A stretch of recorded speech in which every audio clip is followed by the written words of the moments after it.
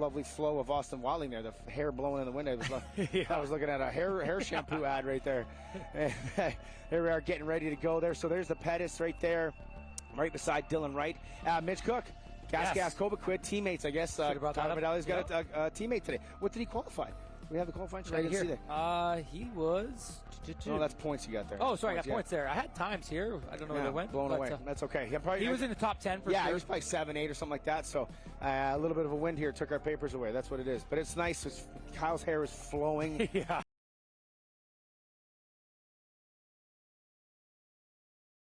All blonde.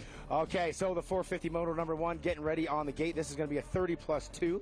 Once again, there's Donnie Turner in there, Tyler Medaglia right there, and Pettis, and a couple. And is that Welton's front fender? It is. Yeah. Yes, so Welton, very inside gate. Yeah. So Dylan Wright gets the top spot, goes a couple out. Welton up the inside there. I mean, we've seen it kind of come from anywhere. And to be honest, the first Walton, we saw a lot of Seth Hughes. Yeah. In like the middle of the gate. Was that middle, eh? Yeah, it was kind of towards the middle of the gate. So lots of options out here at Walton, which is always good. So there we go. We're getting ready to the 30 board, and we're just looking for the guys to get it into gear, getting ready to drop that head. And then it is 30 minutes +2 for 450 moto number 1 here for Triple Crown Series. Round number 8. Who is going to grab the all-important RoyalDistributing.com whole shot? Tyler Medaglia right there. Who's got it? Thompson beside him. Taylor Sampaccini. Here we go. Moto number 1. The gate is down. Oh, wow. Oh, look at this. The number 16, clear as day. Look at this teammate right in the side right there. No problem, no problem. The number 16. KTM Red Bull Thor ride of Cole Thompson up the lead. KTM Red Bull Thor in second spot. Look at that, Dylan Wright. Best start of the year. Already in the second spot. Best start of the year for Dylan Wright here. And look at this, the 16 and the 1. We know there's a little bit of drama left over from Deschambault, so we'll see what happens there. The boys are clicking by right now. So Thompson, Wright, Medags, and I think that's Cook. I think that's Mitch Cook in that 6th position, just behind Marshall Wells. So Mitch Cook off to a great start.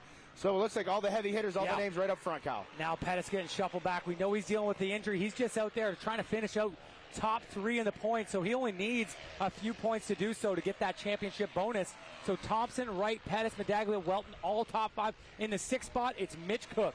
All right, so it's going to be interesting to see what he could do, and he could play a small little factor in that battle between Welton and Pettis for this, but right now, I know Cole Thompson, this is his favorite track, I believe, on the circuit. He loves this. He's kind of groomed here, if you will, an 11-time amateur champion, won a couple pro overalls as well with the sword. So the 16 up front right now, I bet you this is feeling good. He's like, okay, I got this. And I got to say, I want to feel like the track right now very similar to his last Pro-Am Moto this week. Yeah, and it might be. They just put a bunch of water. These guys aren't used to maybe that slick surface that the 250s normally deal with. So these guys kind of gingerly walking around here. But look at Medaglia being aggressive already. Wow. The plus 25 champ in there. Kobaquid, Gas, Callis right now on the Gas right behind Dylan Wright. And early on, Tyler's so good. Like, he's such a good sprinter. So he's going to try to do some damage and make something happen here. But you got to thank the Roost already. Oh, I'm already crying. They're a half a lap in here, Kyle. Yeah, so Pettis getting shuffled back even further. Welton into that 4th spot just in behind this pack there. So see if Pettis comes in there. Yeah, there's Pettis and Mitch Cook in that 6th spot. And you got to think, too, with Pettis, just that maybe tough to attack right now. So he's trying to probably just kind of get his feet wet, get himself fit in right there to see what happens and try to hold on to this thing. But Welton and him, I think it's a 6-point gap between them. So he's basically just got to stick on Welton's rear wheel unless Welton went 1-1. So, and that wouldn't matter anyway because Pettis has got more overalls in the point series. But here we go. First lap around on the KTM Red Bull factory ride, leading the Honda Canada GDR Fox and the Kobaquid, number 5, plus 25 champ, up into our final turn here before they come right beside us here in the booth, Kyle. Yeah, so there it is, Dylan Wright sitting in that 2nd spot. He doesn't have to do much today. He's got a nice sizable lead over Pettis, who has fallen back in the leaderboard here. He's sitting in 5th. All right, so there we go. Thompson leading the way, Wright, and Medags. And, you know, for any one of these guys other than Wright, it's really just lay it on the line. Like, try to get the overall, a little bit of bonus money, a little bit of bragging rights out there kind of thing. So you got to think everybody except for Dylan Wright is just going to be going for broke. Yeah, so these guys looking to get that last podium position of the year before we head to Supercross. So ending it on a high note for any of these guys. Obviously, Wright just got to do what he's got to do to get those points to win this championship. And a win here would solidify that. All right, up into the tree section, the GP section, as they call it here at Walton Raceway.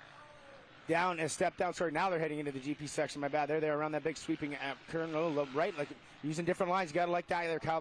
There is options, but I think they're going to be tough to find. The track right now, that main line, going to be the really dominant one here in moto number 1. Yeah, and seeing where Wright went there, swinging around the outside. We've seen that in the premix there, those two strokes, having to use those wide lines, sweeping around just to make that momentum and make those things work. So you've seen that with Wright already looking and searching for a line around Thompson in this early stage of moto number 1. And now they're looking like that. They've already kind of dropped Mcnabb a little bit, so Dylan Wright starting to already back into the rear end of Cole Thompson here. And like I said, this week they kind of had a little bit of teeter-tottering moment. Look at this, Dylan Wright to the inside, going to move over. No, Thompson hangs on, Kyle. Yeah, weird line there by Thompson, trying to find some outside lines as well. Now Wright up the inside, not getting the drive that Thompson did from the outside.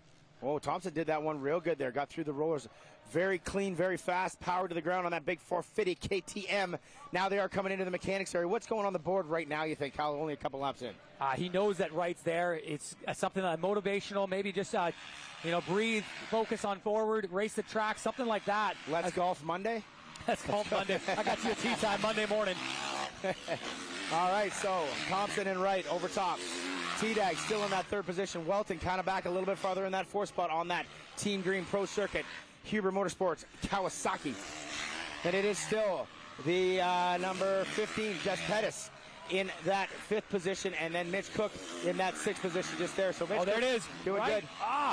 Thompson slid out just a bit on that face. Wright got the inside, not able to make it work. Now Wright to the outside. Whoa, man, scrubbing like mad over top of that thing here. Thompson holding that inside line. Thompson plays great defense. He is a veteran while leading at the races here. The 16 and the 1 are going at it right now, Kyle, and only throw Dylan Wright leg off the pegs. Wow. Thompson doing a lot of outsides here, Kyle. Yeah, they're swapping lines here, but this is where Wright was fast last time. Watch if he does it again. Thompson didn't see this line. Look at Wright around here. Gonna make it happen. Wow, around the outside, Dylan Wright to the lead. No, Thompson gets the drive. They're gonna cut him off. Maybe Thompson can swing around the outside of this bottom turn. We've seen it happen, like you said, in the premix pass. Dylan Wright to the lead. Honda Canada GDR Fox. Nice line there by Dylan, and able to get that inside line in the swamplands up there. the Berry Swamp, we'll call her there. All right, so Dylan Wright into the lead. This always means bad news for the rest of the competition. Usually, this is when he sets his fastest lap of the race. Usually is when he gets in that lead. Now, Tyler Medali, he's starting to see a little bit of the changing of in front of him there. Maybe he'll get a little bit aggressive on that one, start closing on Thompson. Thompson again to that outside line, Kyle. Yeah, so the outside line, it's really fast there where Wright just went on that big rut. Maybe Thompson saving some energy, using the berms, as you see Wright digging into those deep ruts. All right, so one more time through the 10-pack rollers here at Walton Transcan. Once again, you are tuned in to Fox Sports Racing and the Flop. Look at that. Show us the board. Beautiful. I like Smooth, that. 1.5. 1.5 and smooth on the board. So basically, if you're watching and you have never heard or seen what we do, smooth just says basically chill out, ride the lines, hit everything nice and smooth as the racer out there. So, or they're talking about peanut butter. Peanut butter. Smooth or peanut butter. Yeah. One more lap in the books here, Kyle. That is lap number 4. So fast lap out of Dylan Wright there. He dropped at 2:01, the fastest of the moto there, making that pass on Thompson as they drop back down here.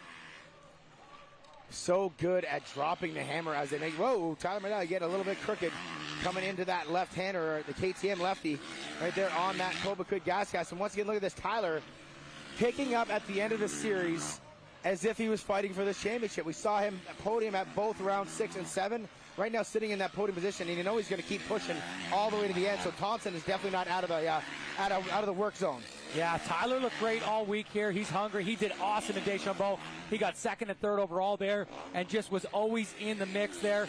Not quite the speed of Wright, but he had Welton covered and he had Thompson covered there. A couple of those motos. So look for him to be strong all day long here. All right, Kobakud, Gas, Callis Moto backing up the friendly man, the number 5.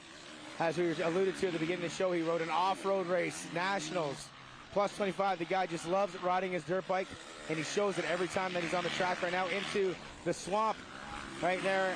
Number 5, no problem, looking good. So we'll have a little rundown. Dylan Wright, Cole Thompson, Tyler Medali, Marshall Welton, Jess Pettis, your top 5. Mitch Cook, Liam O'Farrell, Taylor Simpacini, Ryan Derry, Brock Kelly, your top 10. Yannick Boucher, Cole Kelly, Derek Ham, Anthony Spadaccini, and T. Perrott, your top 15. Josh Mann, Tommy Dallaire, Max Philippek, Ethan Ouellette, and Parker Eels in the points paying position. So Parker Eels not having a great start to this moto. No, Parker Eels, he was actually down. I seen him coming through late there as we're watching our leaders bounce through that Transcan Giant roller section there, Galdi, and so much speed. It's hard to tell on camera how fast those guys go through there as they get ready for that straightaway. Yeah, 100%. The boards are right there for the KTM Red Bull Factory Thor Racing ride of Cole Thompson right now, and he's feeling good. We know Cole has never, ever been shy to say outdoors is not his cup of tea, not where he likes to put the most effort, but I feel like this weekend he's feeling good. He's getting fans cheering behind him right here. So this is kind of the hometown or home track for him, if you will. And I think it's always good for a rider, whether it's outdoors or indoors, at the last race getting ready to start another part of a series to kind of leave on a high note. Yeah, you want to leave this MX Tour on a high note, getting ready for that SX Tour. And Dylan Wright, he's just been the man. Obviously, Pettis, the only one to really do any damage to his points there. Pettis dealing with some injury now, sitting back in that 5th spot, but just trying to nurse his way home to a top 3 overall in the series. But Thompson just trying to leave on a high note and get some energy going towards Supercross. Thompson's sitting on 198 as we head into this series, so he's got a way too big of a margin to make up. So 4th overall on the thing. Oh, there's Mike Jackson, GM right there. Taylor Ciampicini. He is currently sitting in that 8th position. Wow. So Tyler as well, like a Tyler Medallia, really picking it up at the end of the series. It's really good. It's cool to see. Yeah, he was here all week in the booth. We were doing some flow racing calls for the amateur stuff. And I was surprised he didn't want to race and kind of get the leg up on these guys. But, man, he looks great out here so far. Yeah, maybe that is helping him a little bit with some of the other guys that are racing. You see Ryan Derry just a little bit behind him on our live timing, and he raced all week, so maybe he's a little bit tired. Like, if you're one of those guys like a Derry that rode pro him, you're getting that roost, it's sitting you all week, it's beating you up. It could really play a factor once you get into this position in the moto. Yeah, so there, back to Dylan Wright. Heading down that start straight, already pulling out a bit of a gap. He's got 2.3 seconds on Thompson at the stripe, and it looks a little bit bigger. And back to Tyler Medaglia. He's about the same distance to Thompson. So these guys just keeping it out of the roost there. You know, that 2-3 seconds, you're not going to catch those rocks as they go down the straightaway. It was nice to see, too. Last lap, Thompson dropped the hammer again, got himself into the 201s. That was the fastest lap of this moto for him, Thompson. So maybe Dylan Wright doing the same. Yeah, Dylan Wright staying at the 201. Oh, yeah, it was his fast lap as well. So Thompson matching that moment where we've seen Dylan Wright just destroy the field. That's kind of cool to see. I like that. Yeah, so these guys getting ready for the stripe one more time. We're going to see these lap times. Tyler Medaglia, as we follow him in that 3rd spot, looking strong, looking to back up that Deschambault epic ride he had. A 201.5 for Dylan Wright, a 201.6 for Cole Thompson, and a 202.2 for Tyler Medaglia. So, and a 202.7. 202.7 for Marshall Walton there. So Pettis hasn't come across that. His last lap was a 207. So Pettis definitely off the pace today, but doing exactly what he needs. Like I said, he's got 6 points, so he's just basically got to get within that moment, or a couple points on Marshall Walton to hang on to that 2nd spot. Yeah, he's just got to be put in himself in that good spot there. Pettis sitting in that 5th there, 19 seconds back, but he's got 5 seconds on Mitch Cook. So Mitch Cook running an awesome race here. And a guy that you kind of raced through the ranks a little bit. He's a little bit younger than you, but you've seen him a lot racing your days. Yeah, Mitch has got a very interesting career. It was one of those ones. There's a shot of our Jess Pettis right there, 2-time Canadian 250 champion. And on the KTM Red Bull Factory Thor Racing. Back to that Mitch Cook. Yeah, he's got a very interesting sort of career. He was kind of an amateur prodigy on the East Coast of Canada. Got himself the pro on the 2-wheel pro action team. I think he was teammates with your brother, actually, back then, with Justin. And it just never really seemed to came to fruition. Kind of earned his way back in. Got himself a Blackfoot ride in the middle of 2000s. And it didn't sort of really work out a couple moments. Won an overall, actually, at his hometown Moncton National. Then he kind of went privateer. And then he kind of found his way back again. So a very up and down career, but Mitch, very talented, very stylish, very fun to watch all the time on that number 158 he's wearing out here as well. And then back to our leader. And now it looks like he's starting to stretch it out just a little bit more over Cole Thompson right now on that Honda Canada GDR Fox. And you got to think that team manager Diggers liking what he's seeing right now. And look at that, though. Thompson is not losing him. I thought it was another lap rider, but no. Cole Thompson is right on the wheelhouse here, Kyle. Yeah, looking at almost getting to that halfway point. This is probably the best early moto we've seen out of Thompson. And looking at the lap time, 2:01.4, just a bit faster for Thompson. So, hey, he's pushing the champ. He's not in this title hunt. No pressure for him. And honestly, there's really no pressure for Dylan Wright as well. He's just got to get out there and beat Pettis in this moto, and he's going to lock up that championship. Yeah, exactly. If this is the way that it sits right now, he would lock up that title, wouldn't even have to ride the final moto, but we know that he would there, and this would claim his 2nd 450 title, 3rd championship in a row for Dylan Wright, coming from the 250 now up to 2 450s on that Honda Canada GR Fox. But very impressed with that second place ride right now of Cole Thompson, the KTM Red Bull Factory Thor racer. And I feel like he's just kind of a little bit fired up. They had a little bit of a jawing at the Deschambault. They had a little bit of a jawing thing going on this weekend. It's definitely no secret, almost leading back to, what was it, Alverton back in like 2017. They never really liked each other as far as racing goes, but man, they're warriors on the track and they put it all on the line. And I like what I'm seeing out of Cole Thompson. Now over to Mitch Cook, and here he is on the 158 Gas Cobequid Callus Moto. He actually is the owner of the Callus Moto brand as well, so that's kind of cool to see Mitch. And I got to wonder, for a person, if I was a guy like, I'll just do a pop-in, I want to go to a sand track, man. The roost here hurts too much. Yeah.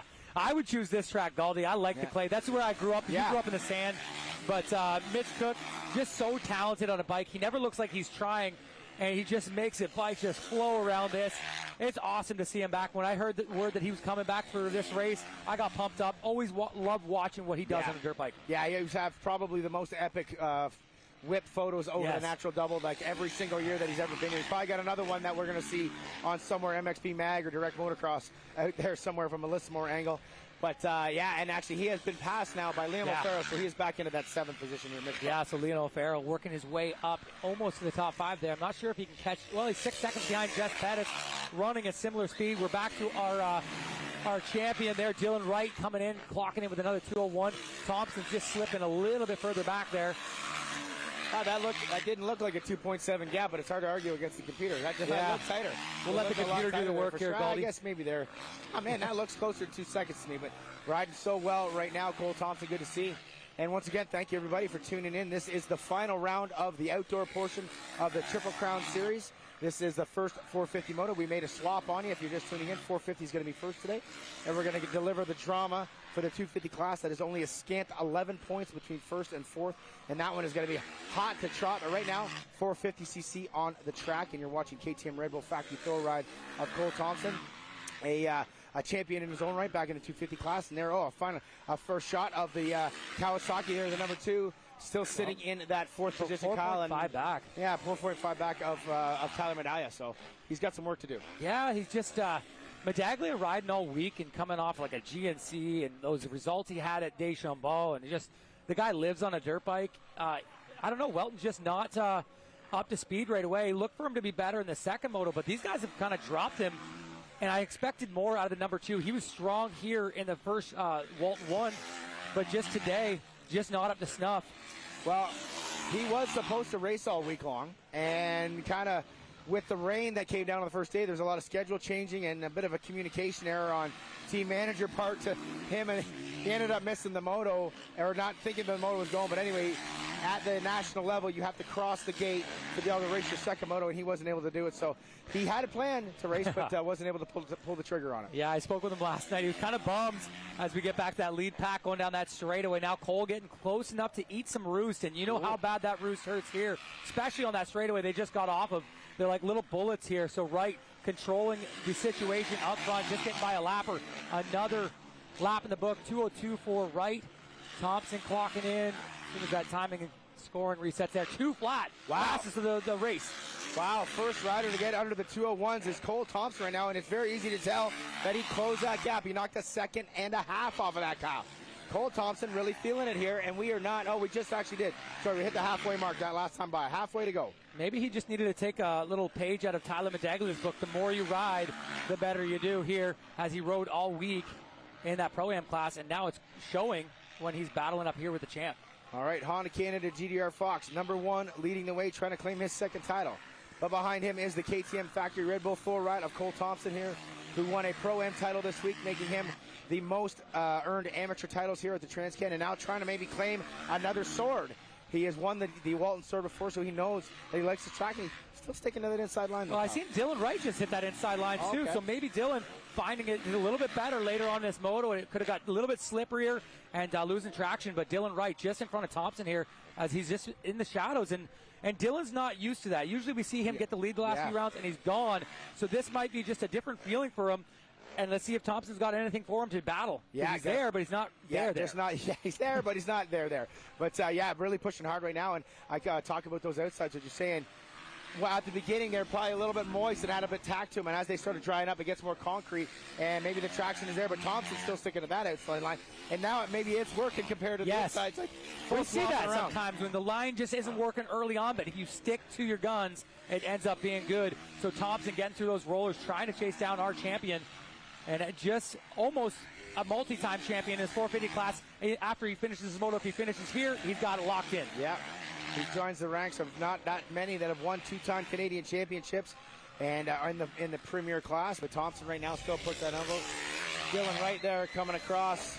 He drops his lap time 2:01.01, and then Thompson a 2:01.6, so a half a second off that. They're basically just playing cat and mouse right now. Yeah, a little cat and mouse, a little yo-yo effect. Tyler Medaglia looks like he may be getting zoned in here by the number 2 as he comes by at a 2:03. We're going to watch what Welton's lap time 2:03. They're just matching lap times, about 4 seconds separating Medaglia and Welton for that podium spot. So Welton needs to find a little bit of gas in that Kawasaki tank right now to close the gap on those guys. And then Jess Pettis, wow, Jess is way back behind Welton here, which is just fine. He's doing what he needs to do.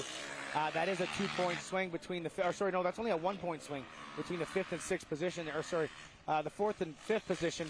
That is a 2-point swing. Yes. Looking at the board, and I'm missing the numbers there. Yeah. And, so doing exactly what he needs to do. If he keeps it here, this would be good for Pettis heading into that second moto to hang on to that second spot. And Jess Pettis, we've heard sort of rumors that maybe if there is a Team Canada MX of Nations, that he could be a part of it. Oh, cool. So who else is that? Dylan would be. I think Jess? No, actually, it was Pettis, Medags, and Piccolo were the names that I've heard so far. Whether or not the trigger gets pulled on that, and again, whatever side of the fence you sit on, it'd be cool. It's always cool to have a team going. Those 3 guys are pretty darn good. I'm really shocked that we don't have Wright representing Canada. He's clearly our fastest Canadian rider on that 450 big bike. So I think there's a political side of that one. Okay, we won't dive into that. Not today, not on Sunday. That one, but yeah, it'd be weird not to have him. But those other 3 gentlemen could definitely do a fair job out there as well. But now leading the way, and it looks like he might have pulled another bike length or so on Thompson, maybe a lap traffic or something there. We're definitely going to see here once we switch our camera. Yeah, he's got a bit of a gap the board now. Coming out right now. It looks like he's got about 2-3 seconds ahead. there. Yeah, keep focusing ahead right there. The board was for Thompson, so he starting to lose just a little bit of traction there. Yeah, he's lost about 2.5 seconds there, Kyle. Yeah. Blue flags are out. Guys doing the job here. All right, Thompson, Lamp, and Philippek. This actually had a bit of a storyline to it at our very opening round. These guys kind of got into it. Philippek kind of drawn in the way right there. That's it. That time he gets by, no problem right there. So, and then back up to Lewis. So Dylan Wright really dropping the hammer up to a 4.7. 4.7. Yeah, so got that gap built back up there. Lap traffic not in Thompson's favor late there in that lap. So Wright pulling it away, trying to ease this one in for another championship. On his way right now, and no problem whatsoever. And that's what a great time to get his very best start of the year, Kyle. Up in the top 3. He got 1 hole shot here. Oh, that's right. Yes, he did. That was his second best start, we'll say. Yeah, so he gets a start, then gets into second immediately, and made that pass on Thompson. Has been up in the lead since lap 3. So doing exactly what he needs to do, and doing it well. Honda Canada GDR Fox, and I mean, you think of the powerhouse that Honda Canada GDR Fox is. Now it's 3 in a row for Dylan. They had a 4 with Fasciotti. And you got to start putting them in the ranks of the Blackfoot Motorsports team, the other most powerful team. Dynasty. It's building a dynasty under this tent here. So very cool to see, and it's clear cut that they know what they're doing out there. It's working well, and I think too. Obviously, the rider's such a big part of it. I think Dylan can ride a bicycle out here and still look this fast, but he is so good, so talented, and he's so smart. It seems on his bike sometimes. Yeah, there's those tiny moments there, but man. So smart, and looks like he might be claiming number 2 here, Kyle. Yeah, you got to think, though, wherever Colton Fasciotti landed, he seemed to, look at this battle on, 8th and 9th there. Yeah. But I was just going to say, finish my thought there, Fasciotti just had such a good bike setup. He was so in tune with his bike, and he's just going to transfer that over to Dylan Wright, and now they've got just something that Dylan is just so flawless on. And they've actually, it was a brand new bike this year, too, for Honda as well, so very cool to see them do it, get adapted so quickly. But on screen, the TLD gas ride of Ryan Derry right now. And look at, I was talking about maybe Taylor having the upper hand on a guy like Ryan Derry. Here comes Derry later in the moto, now getting by Ciampacini. And in behind that, that's T. Perrott as well from Alberta. So T. Perrott, this is for 8, 9, and 10. Kyle. Yeah, you got to love it. And we're going to see Dylan Wright pop in our screen here shortly as Dylan Wright is catching up there. And Parker Eels just in behind here for 11th. So battle on screen, 8, 9, Parrott in that 10 spot, and Eels right in behind 11. Wow, Eels is riding amazing then. He was in 20th the last time we mentioned his name there, so good job, Parker Eels. And, man, the momentum I feel like he's carrying, got to think he's going to get by all these guys. Yeah, he went down early. He's got no visor on his Fox bucket. So there we go. We're getting into that valley section there. And cool to see the different lines. There's a blue flag out. We're going to see Dylan Wright. Boom. Wow, Dylan Wright. Dylan Wright. So Dylan Wright about to lap inside of the top 10 here. And these guys are going to give a little sway to him right there. Like, yeah, look how dry that is on the outside there. Yeah. So, yeah, no visor on the bucket, pulling the full Metzger, if you will, out there for Parker Eels. And, man, but what a great ride coming for 20th. Parker Eels looking to get himself inside, I think, in around the 7th or 8th in the points here, Kyle. Yeah, this is Dylan Wright, giving way to Dylan Wright there. So Parker Eels battling back. Now he's going to try to latch on to the number 1 and just try to pull himself right around this 3-pack of riders. There's Derry, Ciampicini, Parrott, and now Dylan Wright lapping the ball here for the top 10. Parrott now looking like he might have made the pass on Ciampicini. There it is there. Yes, it is. So T. Perrott got by the Mike Jackson GMC. Look at this. Ciampicini gets him back, Kyle. What a race here for 8th and 9th. Wow, what a battle here. Look at they're going through lappers there. Parrott around the outside. He's got him. Wow. Unbelievable line choice for both these guys. And then look at this. Parrott's going for another. He's taking a double dip here. He's going to get by the 26 TLD gas. No. Whoa. Goes around the outside. Wow, what a race going on. And here comes Dylan Wright. This is amazing here, Kyle. This is a lap number 12 for these guys out here on the track, and they're banging bars. And here comes the leader of the race. Yeah, so the leader of the race just getting mixed up with an absolute bar banger of a battle for top 10. Dylan Wright by the stripe. They're trying to get around Derry. He's going to go to the outside of him. Man, there is he gets Derry. Perrott's probably thinking that's Derry. No, there's Dylan Wright. He's able to get it. Look at this now. This battle tight. Mcnabb and Walton. Final podium spot here today, Kyle. The battle is on. Walton's found his groove here late in moto number 1 on the Team Green Pro Circuit Kawasaki ride. Yeah, he's just got some motivation here. Looking at the lap times, he's just a whole second faster than Tyler Medaglia. These guys are going to battle tooth and nail for this final spot on the podium. And you got to think they're going to catch that little group that we were just showing there for 8, 9, 10, 11. So those guys are racing hard for big points-paying positions, and these guys are here trying to fight for that podium. It's going to get dramatic here in 450, moto number 1 for your Triple Crown Series. This is round number 8 right now. The boys are heading down to the old finish line. The step down there by the Dave Bell Tower, the Fox Canada covered tower there, and there it is, Callis Kovaquid, number 5 on his Gas Canada ride, Tyler Medaglia, and there's the 2. I want to say this is flipped from Deschambault. Medaglia was pressuring Walton right to the very bitter end. Now Walton gets to flip the script on him, and he's going to try to catch up to the number 5 Gas rider and make a late move here as they get to that pack of lappers here. Oh, yeah, here they come. All right, the blue flags, they got one just coming up here, so those guys will be following suit. No problem. So give a quick rundown. Dylan Wright, we're at the 26-minute mark on this mono here, Kyle. So lots of time there. 4 laps to go-ish, maybe 4 laps to go for these guys. So, yeah, lots of time, lots of track left to make some moves. Yeah. So go through the order there. Caldy, sorry to break that up. Yeah, no problem. Dylan Wright, Cole Thompson, Tyler Medaglia, and Marshall Walton, what you're looking on screen for 3rd and 4th. Jess Pettis, 5th. Liam O'Farrell, Mitch Cook, T. Perrott, Ryan Derry, and Taylor Ciampicini in 10. Parker Eels, Cole Kelly, Anthony Spadaccini, Max Philippek, and Derek Ham, top 15. Yannick Boucher, Josh Mann, Brock Kelly, Tommy Delaire, and Ethan Ouellette in your points-paying positions here. Yeah, so getting through here, they're catching up to that battle. We've seen while you were rhyming that off. Welton off the track there by the amateur finish line. No harm, no foul. He was on the wide side of the track there, but entering back, trying to catch up to Medaglia. And it just shows how Welton is pushing hard here. Points are valuable. He's trying to run down, and he needs to create that gap between him and Pettis. Pettis still sitting in that 5th spot. Yeah, so Marshall Welton, I had a chat with him just before we got going racing this morning. Put on hand guards. He's like, I know. And I'm like, Bobby Canary would be very upset. Running the hand guards right there. But again, the roost here is so killer. And if he keeps pushing the way he is, he's going to get right on the rear wheel of Tyler Medaglia. And that is where it's going to hurt the most. Coming off the rear end of the big 450 going on the gas ride. Welton, you like where he's sitting this year? Surprise? Or is this what you expected of Marshall Welton? I talked to him last night, and I think he's happy. I think he's happy, but he always could be happier. He wants to win. That's all he said. He was talking about money. He's like, I don't even care about the money. I just want to win so bad. He wants to be at the top of the box, and I like that about that kid. He's just all about the glory of riding a dirt bike and riding it fast here as he gets by those lappers. There's Derry and Ciampicini still battling there for that top 10. Wow, so that is 10 and 11 there, and there's Welton in 4th going by them. So the top 4 guys carrying one heck of a pace right now, and now he's we kind of closed it in a little bit, losing a little bit, so we're kind of getting down to the nitty-gritty here. 2-lap board going to be coming out here soon. I don't know this lap. Wright. They might have 3 laps left here, Galdi, when Wright hits the stripe. Because it's 28:15 on the clock. 28:15, so we're Dylan Wright up in the front of the pack right now. Still looking at our 4th place rider of Marshall Walton, and there is Eels. So Eels has made his way past the wheel, and he's got Perrott as well. So Parker Eels is up into that Perrott just gets stuffed there by Walton.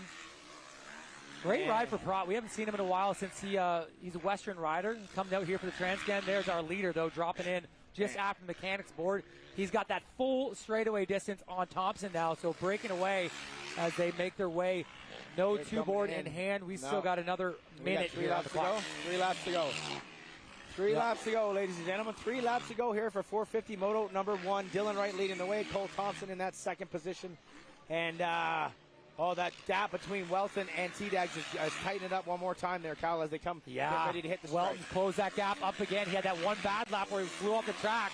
He's rebounded. He's back into position to strike soon enough as they go into that gas corner. They're both in the same camera shot now. Here we go.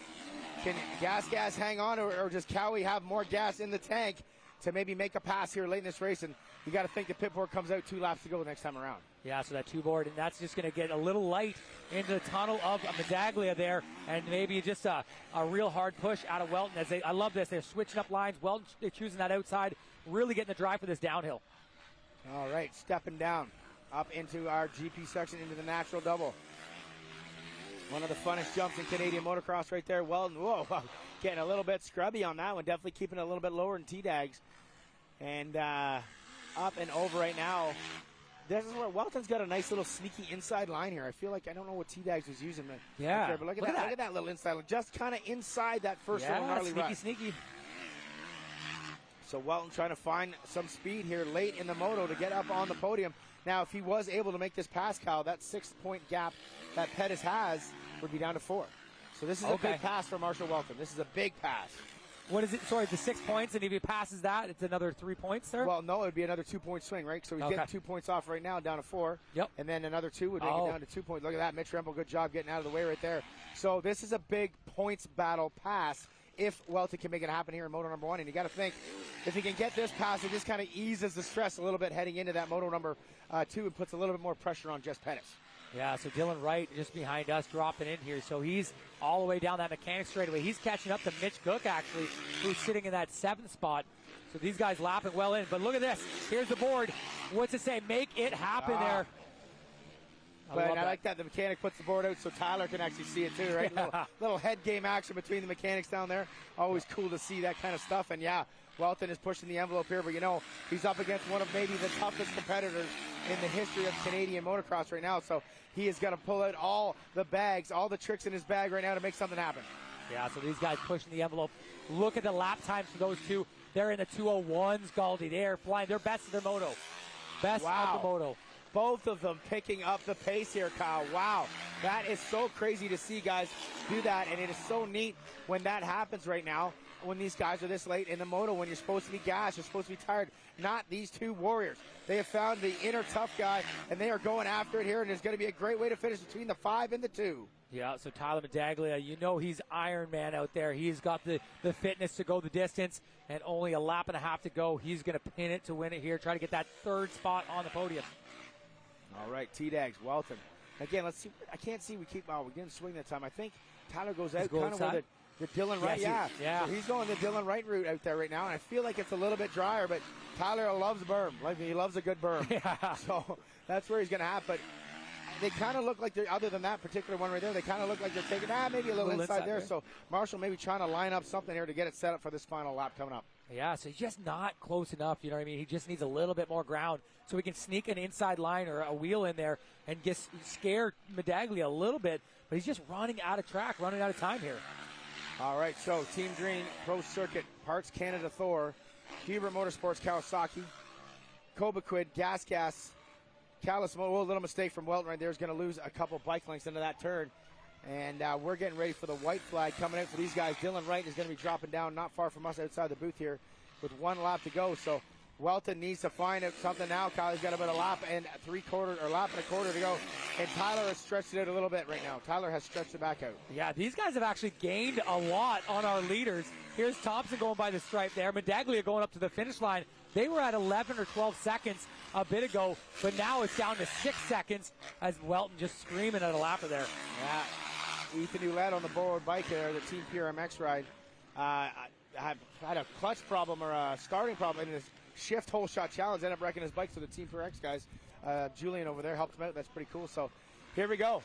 The final lap for Dylan Wright to claim back-to-back 450 class titles. Of course, we'll do the celebration after that second moto, but we'll be able to say that he is looking to become a back-to-back champion here, and deservingly so. Yeah, it's a shame what happened to Pettis, but Dylan Wright kept putting himself in those good positions. Yep. And the door got opened up a lot wider when we lost Jess Pettis there at last round, and here we go. It looks like he's going to make it happen, Kyle. It's going to be a four-peat here for the GDR boys, and I'd like to know the stats on. I know JSR went on a run there in the Blackfoot days, as well as Colton Vasigati, Dusty Klatt in that mix. They had a lot of run, but those GDR guys, and especially this 250 title on the line, they could be definitely just following in those footsteps there. Yeah, 100%. Yeah, I mean, JSR did the 5 in a row, and then Klatt, so that was 6 for that one team, and then in 7 it was Carpenter. So that was a stop. So it stopped at 6 right there. So yeah, they're starting to feed off some good heritage of our sport right here for sure. The Honda Canada GDR Fox team and really making waves out there, and there they are going down the big Honda straightaway right now. Dylan Wright one more time. He's going to get the board, and hopefully we can get a shot of that board. I bet you it says something in the words of champ, I would think. Yeah, you're the champ, man.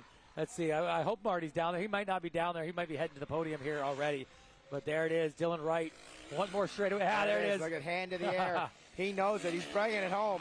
2 turns to go. History made once again for the Honda Canada GDR Fox squad.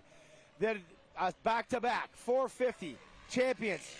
Got to give hands up to Dylan Wright, everybody. There it is, your 2021 Triple Crown Series 450 champion with the 1 moto to go. He's going to claim Watch that him behind victorious. here. Tyler, not too far behind. He gives a little look over his shoulder. Wow. He's going to finish up third. Welton just coming by there. He's a little bit behind now. Wow, Kyle. A little bit of a somber end to it, but Dylan Wright is your 2021 champion. We are going to take a quick break, and I will run to the podium and talk to our boys. Whew, that was a good one. The 250's coming up. We'll be right back.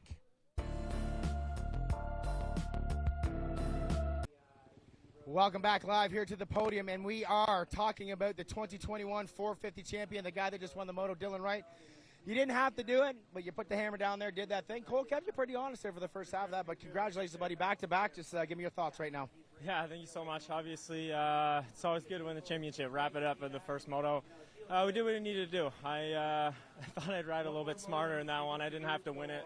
So I just went out and just tried to ride a comfortable pace. The lappers were a little interesting at times, but we got it done. The track actually came around pretty good this morning. I didn't know what we were going to be looking at, but so hats off to the track here. It's actually really good out there right now, and we're stoked. And we have 1 moto to go for the season, and obviously we're going to want to end it off with a bang. So just got to execute again the next moto and then celebrate tonight. I got to give a little talk about the 250 class. You got 2 guys under your tent ready to go for it. Was there any advice or chat with yourself with these guys, or you just kind of left them alone this morning? Yeah, I mean, obviously, I'm a little bit of a mentor to those guys. I've been in this position that they're in a few times here, so basically what I do is I just try and go win. You do your laps, you put your pace down and try and go win. That's what we get paid to do, man. None of us want to lose, and I mean the points are so tight. Whoever wins today is going to get it. So they just got to go lay it out on the line, kind of like I did here in this first moto, and get it done. Obviously, I wish those boys the best of luck. We work really hard together and train together, so it's a pretty special day. Hopefully, the team can get these 2 championships. I'm obviously rooting for them. So it'll be a heck of a celebration on that. All right, Dylan, we'll let you get back up to the podium there right now. And we're going to grab in our 3rd position right now, coming in the number 5, Cobequid, Callis Morno, Gas right at time of die. Tyler, okay, how are you not tired? Like, I don't understand how you just rode so good. And I don't know if you know this or not, but you set your best lap on like lap 14 of that moto, and almost matching what Dylan and Cole were doing up front, and you were catching them. Just give me your thoughts. What an amazing ride. So good to watch, and it's very impressive. Yeah, I'm just happy. We've developed the bike over the year. It's whenever you switch 450s, it takes time to get it set up to how you like it. And I'm a small guy, so it's very finicky for me. But yeah, we got a good setting now, and it's good to start clicking off podiums and feel like I have the speed to be up there and fighting for almost a win, you know? Is it kind of sort of sad to say that it's coming at the end of the series? I mean, you weren't even really potentially going to do the whole series, and now coming at the end of it, you would be a championship contender. Yeah, you know, I spend a lot of time in the spring on my 350 riding in the woods, and yeah, but you know, now we got a good base setting for the 450, and with this speed, you know, I feel like I'm good to keep going for a bit. Talk to me what's coming up for you here. We got ISDEs and everything. Let's give everybody a little perspective on what's going on for Tyler Medaglia in the fall, because you're keeping busy. Yeah, I got a week off, and then yeah, I fly over to Italy for ISDE and for Team Canada, and then potentially MX Nations the 3 weeks after that. So it's gonna be a busy fall, but I'm embracing it. You know, I'm loving it. Awesome, Tyler Medaglia right there. Koba could gas, cows. Let's go get ready for that next moto. We're just waiting for Cole Thompson to make his way down here. We got second in that moto. So Dylan Wright is your champion. The 450 door has closed. Nothing can really change there except for Walton and Pettis. That is down now to a 4-point gap because Walton didn't get him in the end there. So we're just waiting for Cole to come in here. Here he comes, the number 16 factory KTM Red Bull Thor ride of Cole Thompson. We talked all week long. I know you're having fun. You love this place and all that stuff, but dude, wow, you were dropping the hammer early on in there, just like you and the track are really gelling. And at times you were kept closing in on Dylan, and then the one lap looked like maybe lap or stuff. But I think you got to be excited on that moto because, man, it really showed that you still do love this MX stuff. Yeah, no, it's been a long time coming. I've been off the pace all summer. I think the sand, I just wasn't executing those races in the sand. And we come back to the clay, I feel back at home. First couple laps are good. I pumped up a bit in the middle there, and then Dylan got by me, and it was good to have him just pace off. And I knew that the longer I stuck with him, the more we'd pull out, and that's exactly what we did. And then in the middle there, I just caught a group of riders that were battling for position, and it was hard to kind of navigate through that. And Dylan got 5 seconds out, but then just maintained right to the finish, and that's what we needed to do. We were talking on the show. I think it's important for a guy like you to get the confidence going now into the Supercross season. Obviously, way different scenarios, but just get that confidence going back into where you're, the guy that's everybody's going to be chasing. Yeah, everyone even at the line, they're like, 2 more motos and then it's back to your stuff. So everyone knows it's coming, but no, same thing. It's not that I don't want to be good at this stuff. I try my butt off out here just as much as I do at Supercross. I think, like I said, we just didn't have this set up for sand, and we get back to the clay, and we're back in the mix. And that's what I needed going into next weekend and next couple weekends in Supercross is this kind of race right now. Well, it was great to see it there, Cole. We'll let you go get ready for the next moto. There you go, guys. Great job by the top three. Dylan Wright is your 21 450 champion. We'll take a little quick break here, and we're getting back for the 250s. The drama is high.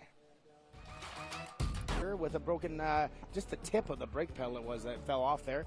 And but put it all behind you. Now it's time to shut the door on this chapter that could potentially make this kid a first-time 250 Pro champion. And the storybook goes, he's been crazy and out of control, and I heard this a great stat. Look at this stat right here. Wow, look at that. Yeah. So Piccolo leading the way. A young rider, Mcnabb 3 points back. Sinai, who making that late charge here, Galdi. A great Deschambault showing, put him up in that race. And Tanner Ward, our early leader here, he won both rounds here so far. Yeah. You can't count the 11-point out. Yeah, so Ward's got 2.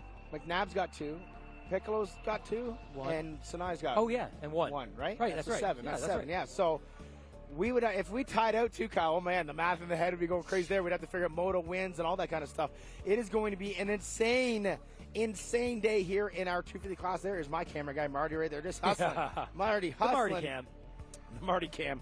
And, yeah, it is going to be insane right now how this could possibly work out. It was sort of funny. We talked about it at Deschambault in the morning on the Monday for round 7, and we said, what would be cool is if this sort of happened and this sort of happened, and it almost worked out exactly. And then here we are now, 11 points between 4 of these guys. There it is, right there, the points on the screen.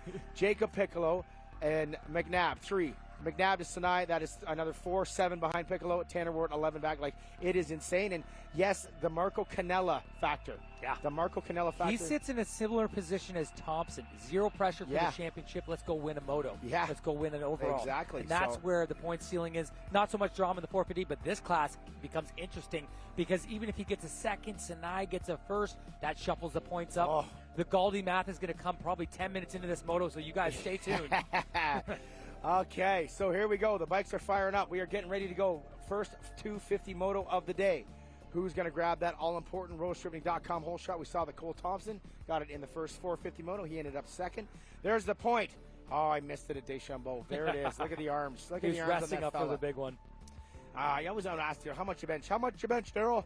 You think he's going to go up in the box on this one? This is where he did it. This is where we caught it the last time. Here we go. Walton, here we go. And There it is. Yeah, just a smidge up to the top. Tip of your hat in there, sir.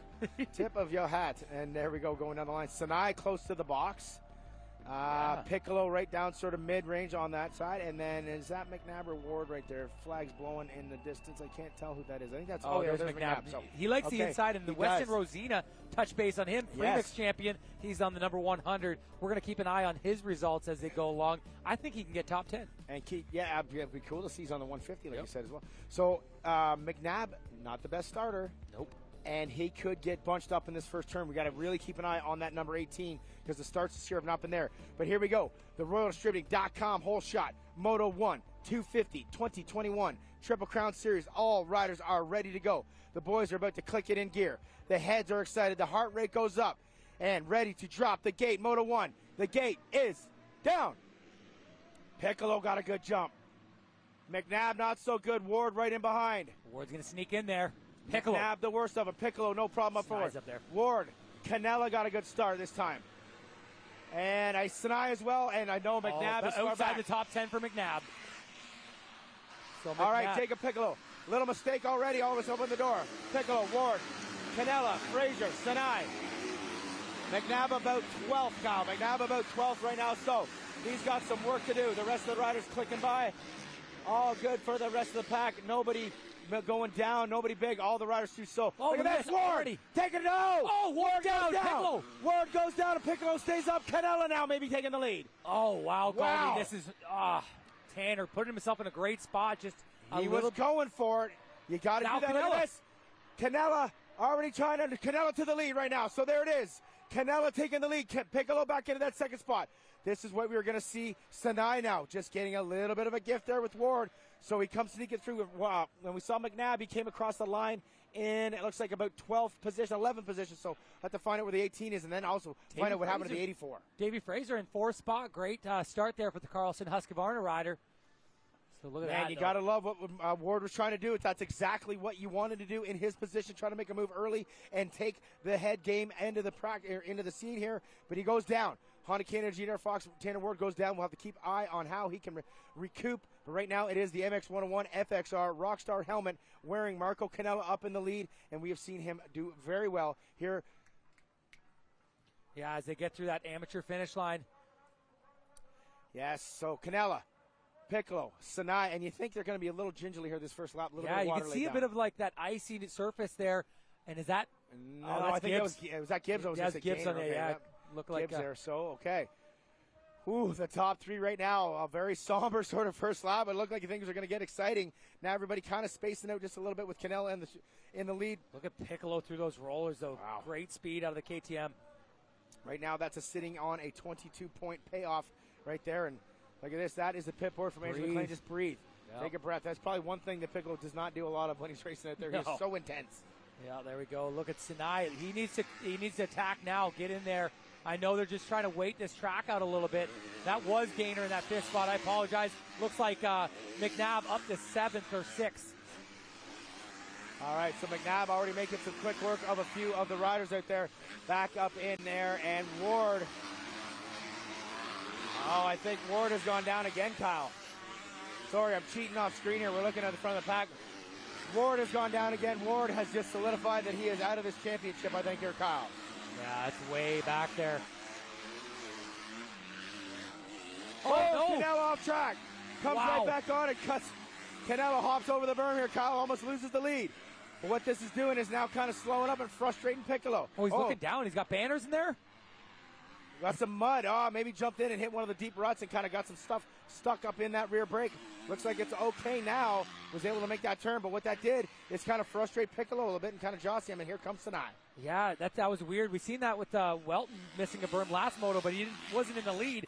Canella jumping in, no harm, no foul there. He did everything right to get back on the track. So as this stands right now, Canella not really a factor as far as his point stealing type. If he beats everybody, it doesn't really matter. It just kind of keeps the gaps a little bit tighter, except for that.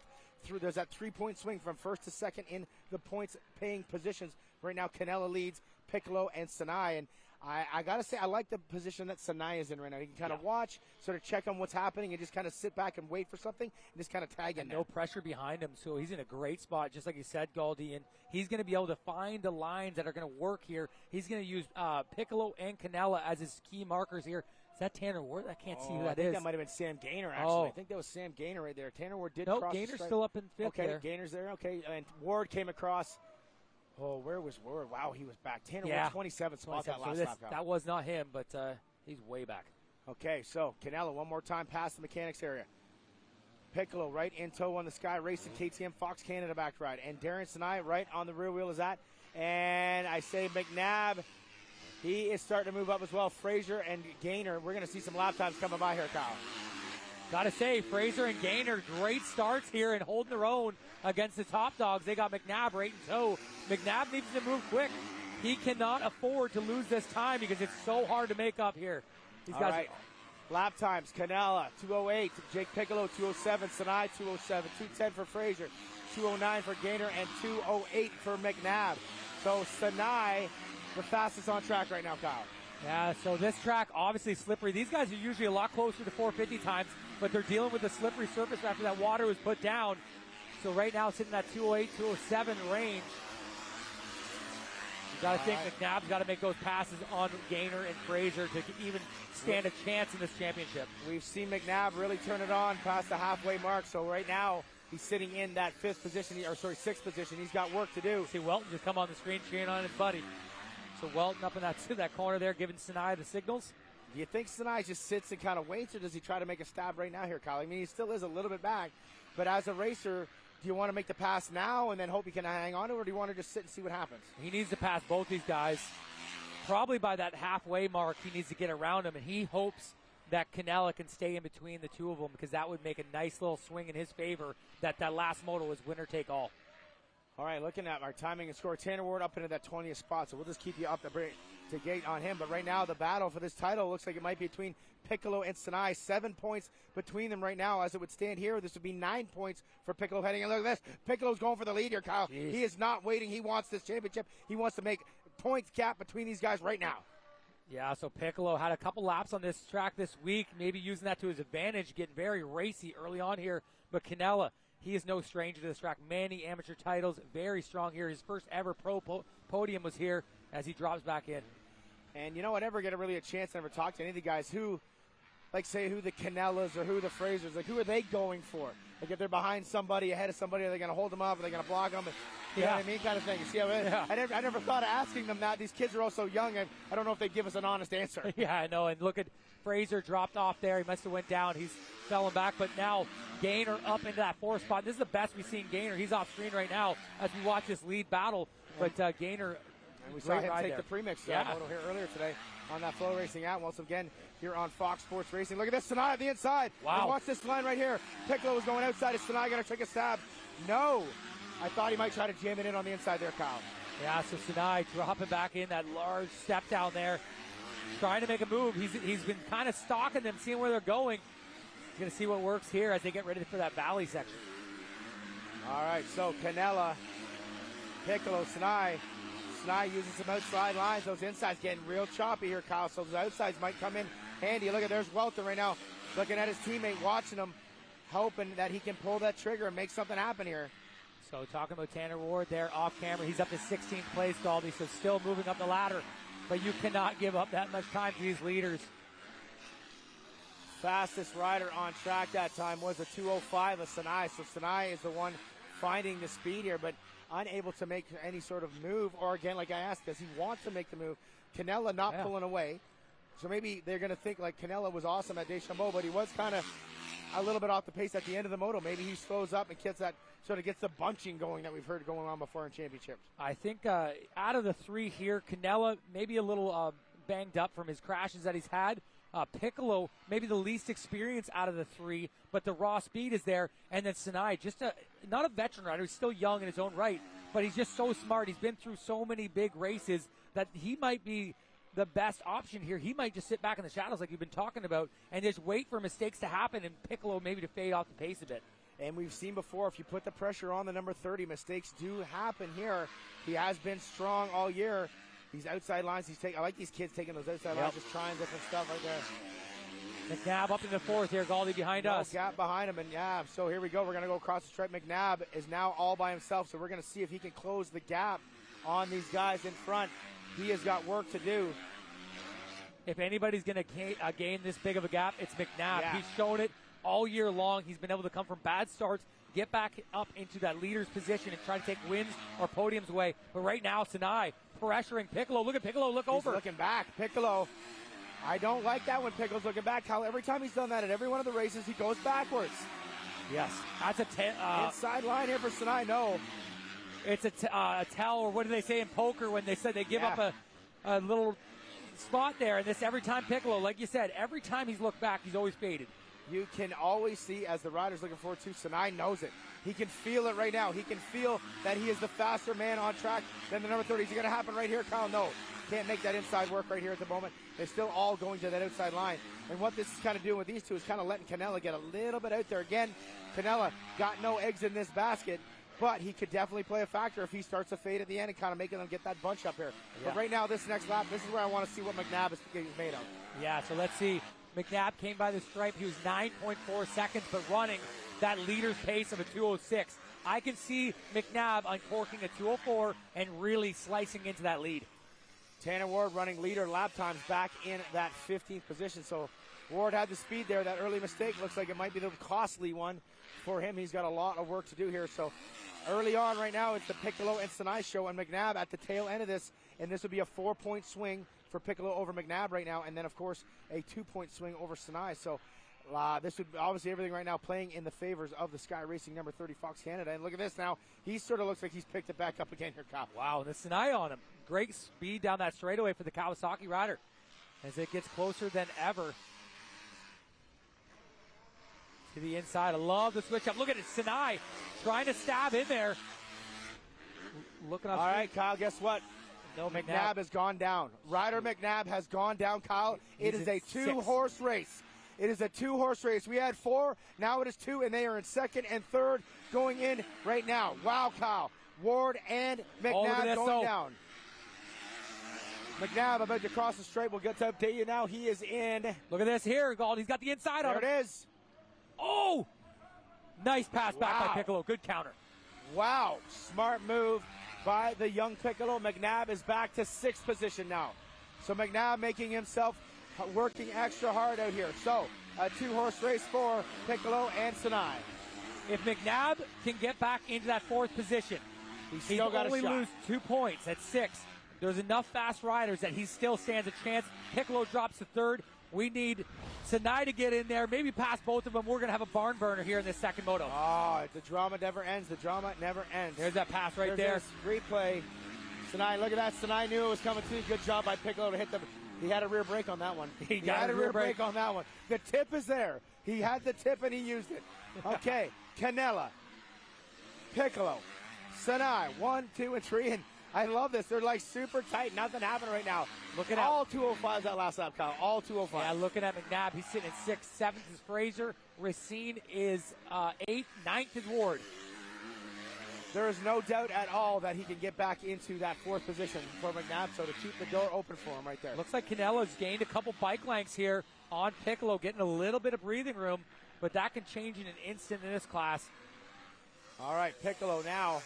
We are 6 laps in. I got to think, the halfway board is in the finish line hand of Mike Ivanitsky right there running the finish line. So we are going to be at the halfway mark board, Kyle, when these guys click by. Yeah, 13 minutes here, so they're just getting to that halfway. As Sinai needs to make a move quick. He needs to get back up on Canella. There's Gaynor sitting in that 4th spot. He's kind of riding by himself here. He's got no... Mcnabb's coming in behind in 5th, so Mcnabb already gaining speed.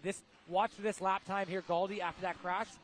Mcnabb just launched down that hill farther than anybody I may have ever seen at this place. This kid is on fire right now, but he's got so much work to make up. The TLD gas, number 28, Sam Gaynor riding well. And there's Mcnabb right now. He's crossed the stripe with a 2:06.4, so definitely a faster lap than Gaynor. You got to think he's going to be right on Gaynor's rear wheel by the end of this lap. Yeah, he's going to pass Gaynor, put himself in that 4th position, and then it's just hope and a prayer that maybe a leader makes a mistake that he can capitalize on. But right now, Mcnabb not doing any favors for himself as we get back to that lead pack. Piccolo, Sinai dropping into the valley. Got to give a shout out Tanner Ward up to 9th position, Kyle. 9th position from 27th on lap number 1. So a great recovery for Ward here, but it is going to make a difficult second moto for the number 84. He would still be in it technically, but very far back. So right now, all on the line between the Kawasaki Team Green Pro Circuit Thor ride of Sinai and the Sky Racing Fox Cannon ride of Jacob Piccolo. Is that, oh, I thought that was Canella off track. Oh. No, just a lapper. Canella right there. So he's got a bit of room there, Galdi, about a second lead over Piccolo and Sinai. Sinai switching up lines here. Sinai really moving. Look at Piccolo looking at the lap riders right there. The kid is like an Instagram model, right? He just does everything right. Scrubbing, blasting, hitting berms, everything like that. But Sinai probably sitting up there just going, man, I got to get this kid right now. I want to eat him up and spit him out and take some points. Yeah, here we go through those rollers again. Piccolo just got a bit of room here over Sinai. Let's see if he can mount another charge and put a little pass on as Canella gets ready for that mechanics area. All right, Canella, Piccolo, Sinai, 1, 2, 3. This is the battle on track right now. We'll get a good check on lap traffic right there, playing a little factor.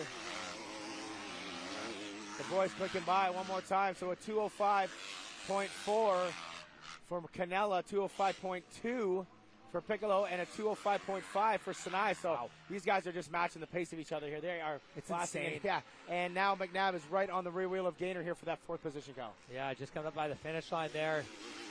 Mcnabb trying to mount another comeback here. Getting that 4th spot as they get over that twin tunnel in that lead pack. A 205.4 for There's Tanner Mcnabb. Ward here on the screen as he drops in. Looks like he's up to the back wheel of Fraser, and that would be for his 8th spot. 7, I think. 10, 9, 7. So if he gets Fraser, he's in 8th right now. He's in 8th right now. There it is on screen right now. So 8th position for Tanner Ward. So a decent recovery right now from the 84. But now look at this. Piccolo now closing back on Canella. It's just a yo-yo game out here, Kyle. Mentally exhausting for these guys, you know what I mean? Just when they put in a good lap, it's equally matched. You know, you just like, hey, I hit every line right. I put in a good, solid lap, and I can't shake these guys. So as these guys get through that swampland section up into that Walton wall here, and they are as tight as ever. Man, Piccolo really launching that wall there, Kyle, and you got to think sometimes it's a little. Sinai taking all different lines than Piccolo right now, taking everything and still staying on the rear wheel. I wonder if he thinks another look back. Is he looking back from nerves? Or is he looking back saying, "I got you"? I think he's seen a photo op there. He's getting a little sty. He looks around. He looks around a lot. You see that in photos all the time with this kid. He's just pure style out there, pure speed. Look at him get on that back wheel. He's trying to get. And you know what? If he makes that pass on Canella, he puts that gap. That's just going to make a nice relief into that next moto over Sinai and the rest of the guys. Big time, yeah. That turns from a 9-pointer up into a 12-pointer heading into that final moto. If he's able to make that pass, Sinai losing a little bit of the rear end right now of the number 30. So 46, the number 30. Piccolo pushing that KTM for everything it's got right now here, Kyle. I'll tell you what, that kid is twisting the grip right off of that. And here's Mcnabb right now. He has made that pass into that 4th position past of Sam Gator, and now we're going to see the gap. Last time it was 19 seconds for Gaynor. Mcnabb coming by, and he comes by at a 2:05.1. Fastest rider on track. He's 20 seconds back of the lead. Yeah. Sorry, 20 seconds back of Darren Sinai, sorry. Yeah, he was just off the fastest lap of the moto. There was a 2:05.111. He was a 1:66. So very close. He's now pushing the envelope hard here. I don't know if he has enough time here as we 18 minutes in, Galdi. Oh, Tanner Ward out. Very upsetting. Wow. Something wrong with the Honda Cannon and GDR Fox. There's both Tanner, the mechanic for Tanner Ward, and Ryan Lockhart looking at the bike. That is all as she wrote for Tanner Ward here. Unfortunately, his title hopes have been dashed, Kyle. Yeah, it's very unfortunate. He was so solid here, early stages of the series, winning both nationals here at Walton 1, and he's out of the race here as we watch our leaders 1, 2, and 3. You never want to see him go like that. Just a bummer. We come in with a big drama like that, and we lose one rider almost right on the first lap, and he's out now. But look at this, Sinai now closing back in on Piccolo, using all those different lines. Sinai really using all that inside stuff right now, Kyle, really making it work. And like I said, you got to think Is he just waiting? Is he toying with the kid? Is the kid toying with him? It doesn't seem like either one of them want to make really a dash for it. It's insane. There's so many different lines, Galdi. You see it in the corners, there's berms, there's ruts, and multiple different lines, but just they're going so much similar pace. Like they just can't make the move. We've seen one move, and then Piccolo took it right back. Okay, so Canella doing a great job up front. MX101, FXR, Rockstar helmet, Yamaha, backing that kid up. The Sky Racing, Fox Canada, KTM. Whoa, Piccolo, a little mistake there, Kyle. His kid is pushing the envelope. He wants this victory. And then his Team Green, Pro Circuit Kawasaki, Thor, Huber Motorsports backing up our third place rider. They have checked out on everybody else right now. We're going to see what the number 18 is made of the next time we come around. We'll tell you the lap times, but the 1, 2, and 3 on screen, this has been the way it has been right from the start, Kyle. Yeah, I needed that start there. This is really hurting Mcnabb's chances of his title, as these guys are 1, 2, or 3 sections in front. 20 is around 20 seconds. Fastest on track again was Mcnabb, but only by a half a second. That's not going to be enough with that far of a gap. He's 19.2 back. So, as this stands right now, these two guys are in the driver's seat. Piccolo would gain 2 on Sinai. That would make it 9. He would gain 4 on Mcnabb. That would make it 7. So a 9 and a 7 heading into that moto. That's comfortable for Piccolo. That would mean he would only have to get a 3rd or better to claim this title.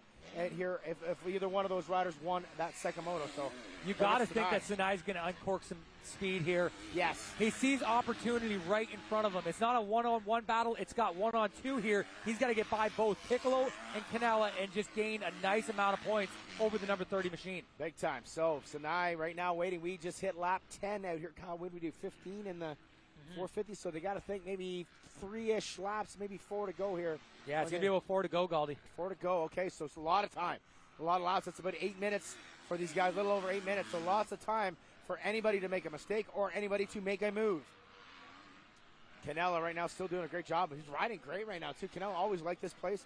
And sitting up front on that MX101 FXR Yamaha. Look at that. Sinai getting up the inside there, trying to get that drive on him. Just throw him a green fender in there. Man, these kids are carrying so much speed out there. Lap traffic. Hop up out of the way, boys. There's a race going on, and you're not in it. Canella out the inside. Look at this.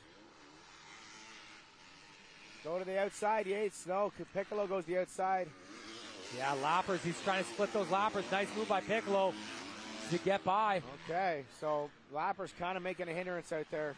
All within that 205. The fastest out of the 3 was Sinai. Second fastest, Piccolo, Canella. So these guys getting even closer as we go along here. Wow. They've been 205s forever. Yeah. They've been just full sprint mode. Yeah. Okay. Canella, Piccolo. I think it's going to come down to who makes the mistake or Cal. They've been almost perfect the entire race with each other matching lap times. It's going to come down to anybody that does not make the mistake here between the first, second, and third rider. But Piccolo sitting in that juiciest spot between the blue and green sandwich right now and the most inexperienced, if you will, out of all 3 of these guys. Yeah, he's doing an awesome job sitting in that spot. We know how challenging it is trying to play offense and defense and again control the points. Look at that launch down there. Sinai right into those braking bumps. He's going for it here, Galdi. Oh, look at Sinai really pushing that Cowie to its limits here. He wants another 2 points. That would bring it down to 5 heading into that moto, and that would mean Piccolo would have to finish on the podium in that final race to close out this championship. Now Canella stretch. Canella seems like he's a little bit better in all that tighter section. Through the valley, he always seems to gain, but once we get over to this faster section, the rollers and stuff like that, these guys pull right back up the backside of him. So in the more technical lines there, Canella's the man. When it gets that wide open, pin it to win it, these two right here, Sinai and Piccolo, able to just make up that ground. Sinai not happy with Mikel Savard. They're just making him choose a line he hadn't been using all race, but that is the way it goes here in motocross when you catch in that lap traffic. They are supposed to hold their line, and the faster rider will get around them. And I'll tell you what, the faster riders sure are. Wow, Piccolo so good at getting the power to the ground in those rollers, Cal. Yeah, he was impressive there all week long. Right now, look at this, though. Canella making a little bit of a mistake, a bobble there. 3 laps, it says +2. I think it's a lot less than +2 right now. So Canella just losing that front end on that outside berm, giving an opportunity to Piccolo. Piccolo now switching to the inside there, Galdi. Sinai, all 3 of them taking the exact same line. Wow, this race is coming down here, Kyle. This is going to be amazing to watch how this ends up. Mcnabb looks like he's even farther back, making more mistakes. So Mcnabb going to lose some time here in this moto. That's not.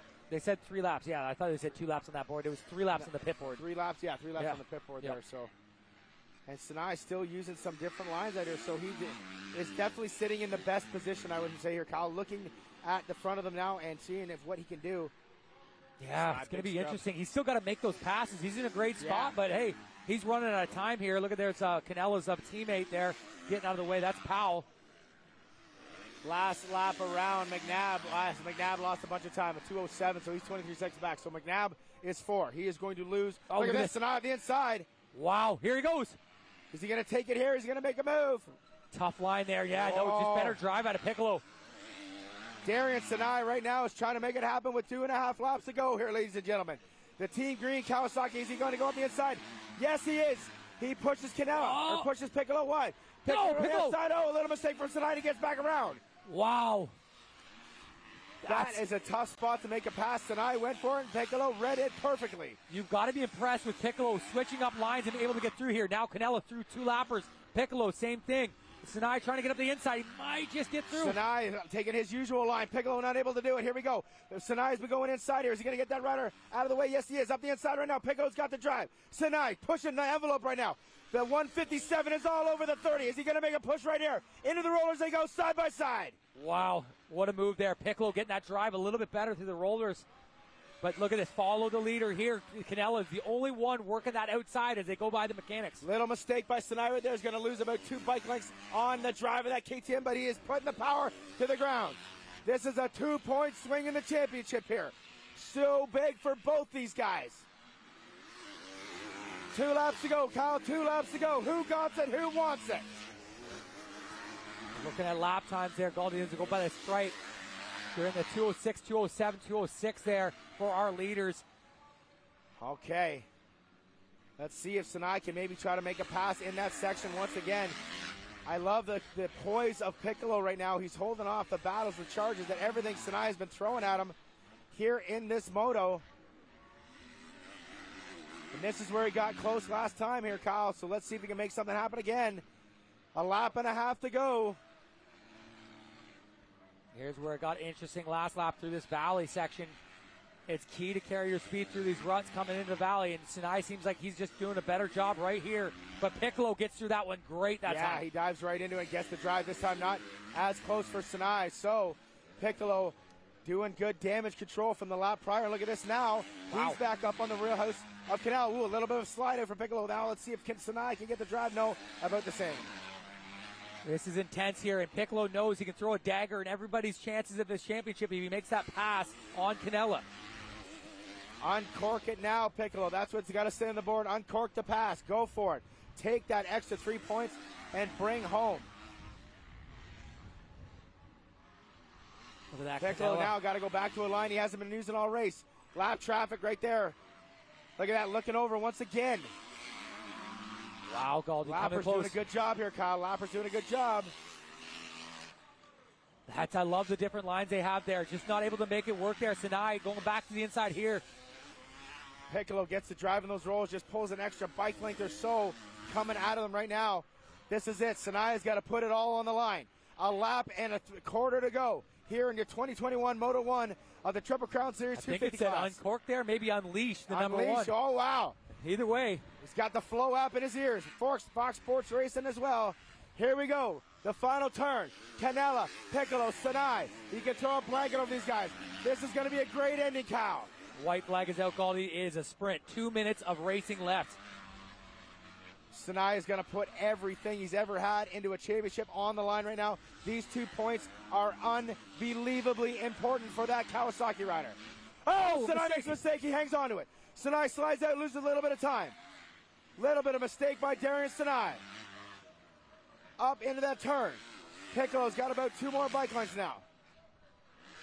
The pressure these guys have dealt with the whole moto is insane. Canella just not folding the cards. Piccolo the same, playing offense and defense. Sinai just trying to keep pace, trying to make a pass.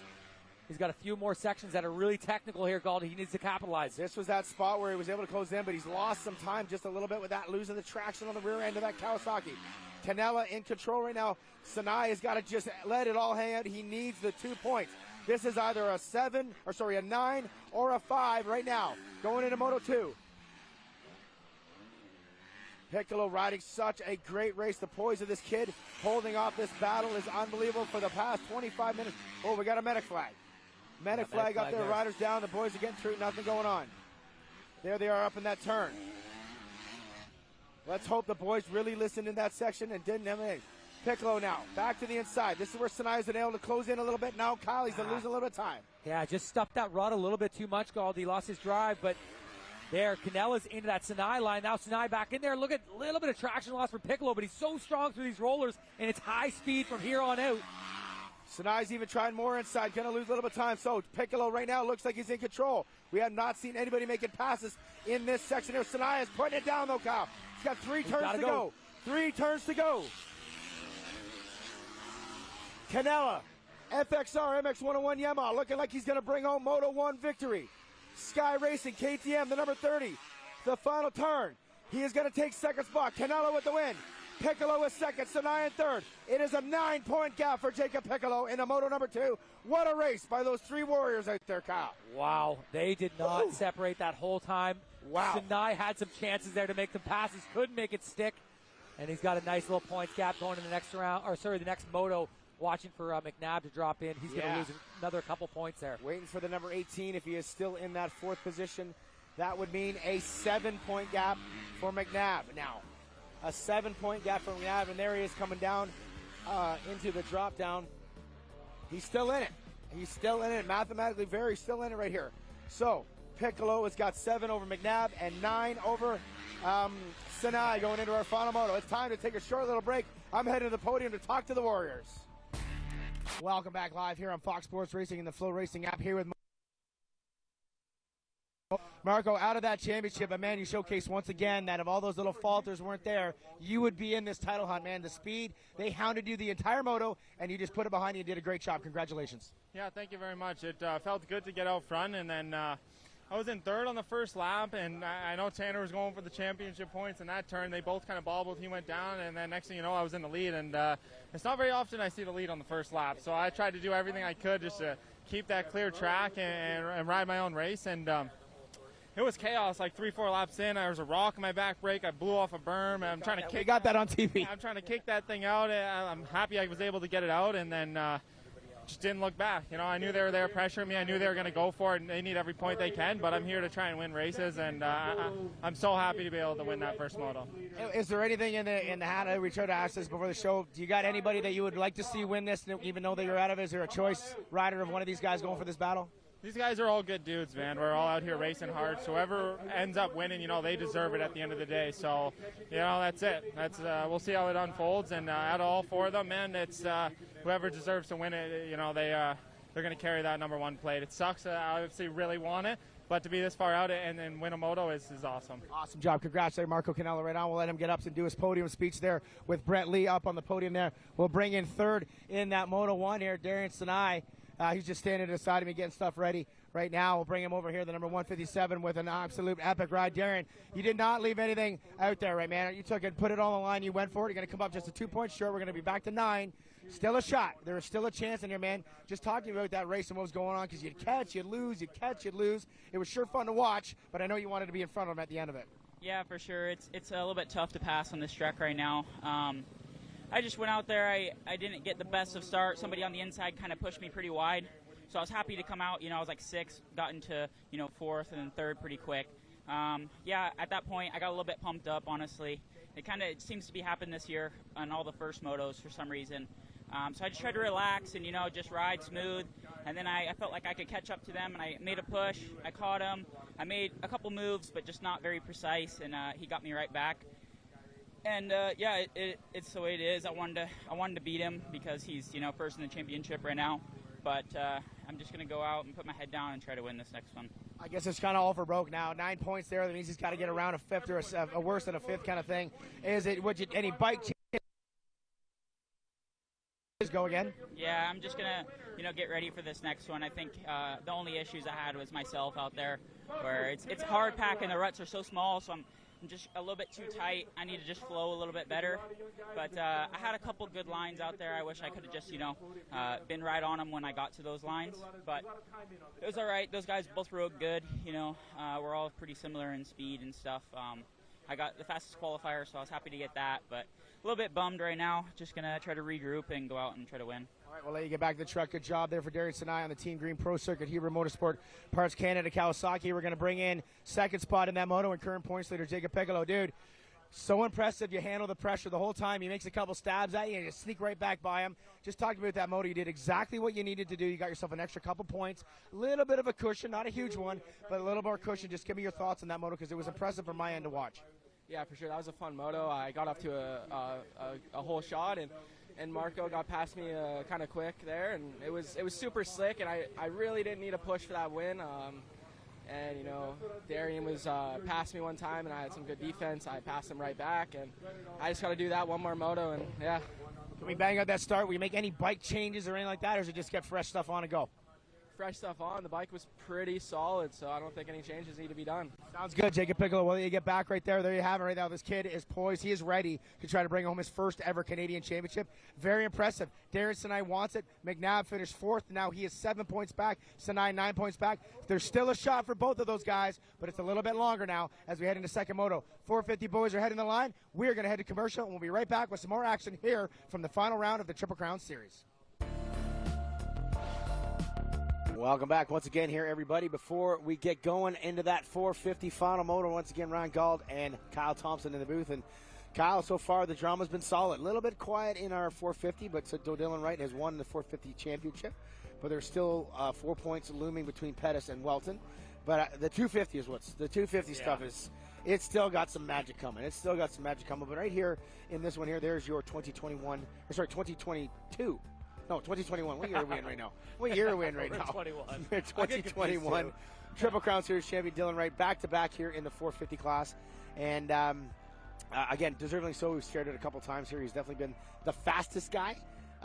Put himself in a couple of those positions that gave Pettis a bit of an open door, but Pettis then had his mistake there at our last round at Deschambault. And I think that actually him and Pettis are started beside each other in this one. That's Nico packing the gate there, I think. So, yeah, you're right. Yeah, put Pettis and him. Might as well. Yep. All right. Pettis is a great starter, too. Yep. And then there's T-Dags right there, the old guy, as we saw on the pit board when we did that interview with Brittany. And we'll see what he can do. And he's just kind of playing spoiler. There's nothing really in it, I don't believe, for Tyler as far as moving up the points. Yeah, he can't catch or really lose or he's too far behind Cole, and Cole beat him in the first moto anyway. So Tyler going to finish in that fifth position in the points no matter what. I guess really the only house cleaning effort is Parker Eels did move up to the eighth position in that first moto. So he actually was able to pass Tim Tremblay. So he's now eighth in the points. And I'm guessing Liam, he's solid. He might be able to pass Sean Moffenbauer as well. So a couple little jumps, but unfortunately we lost both Keelan Meston and Sean Moffenbauer on the MX101 squad into this round due to injuries. Fortunate enough for the other races, they get a chance to maybe kind of move up that ladder a little bit and grab themselves. I don't think it's a money thing or anything like that, but it's a feel good. Yeah, it's a feel good moment. Good solid finish there, and Parker Eels, just trying to improve on his national number moving forward. So he's had a great run so far this year. And Parker Eels, the number 31 on that whole shot racing Honda, and I believe all the riders. Oh, just one more guy, Tommy Dallaire, just waiting to get him there. You see him coming into our camera right now as he heads up the last rider into that 450 gate. And once again, give a quick shout out. Hopefully, best wishes and hopeful wishes for Braden Bidlock. And he went down in that lap 11 on our first 250 moto.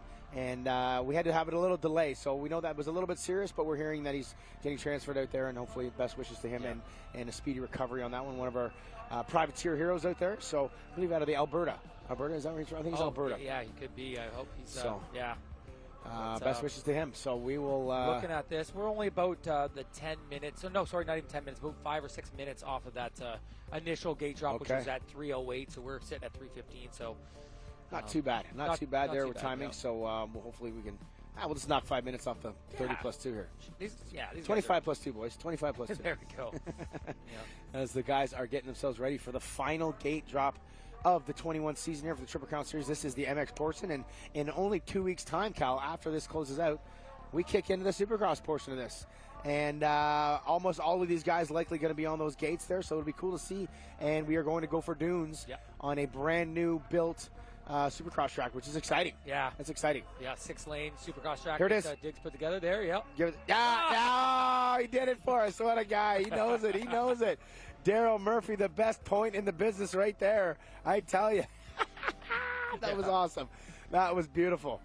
The Murph. Good job right there.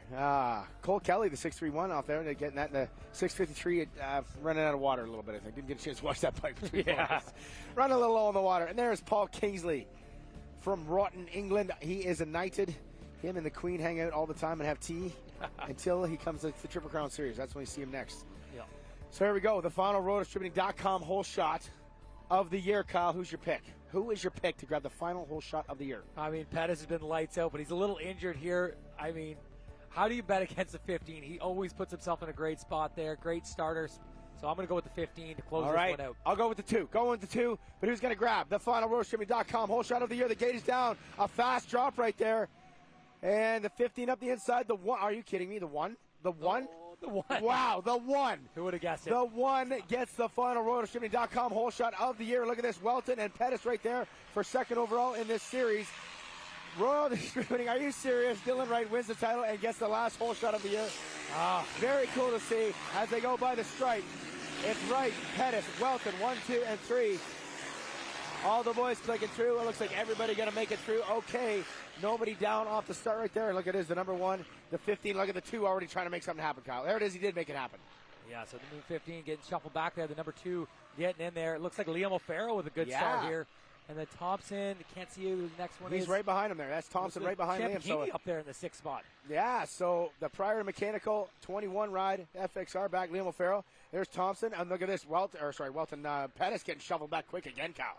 Yeah, so look at that, Liam O'Farrell getting him. So this is not good. We know, what is it, 2 points did you say there's between them? 4 points. So there, right there is a 2-4. That would make Pettis lose second spot here in this championship chase. So I believe the goal, you might know better than me, was him to come and at least stay on the 3rd position. Yeah, I mean, there was an outside chance of him getting second. He needs a little bit of luck on his side here as Thompson and O'Farrell sit in between Walton and Pettis.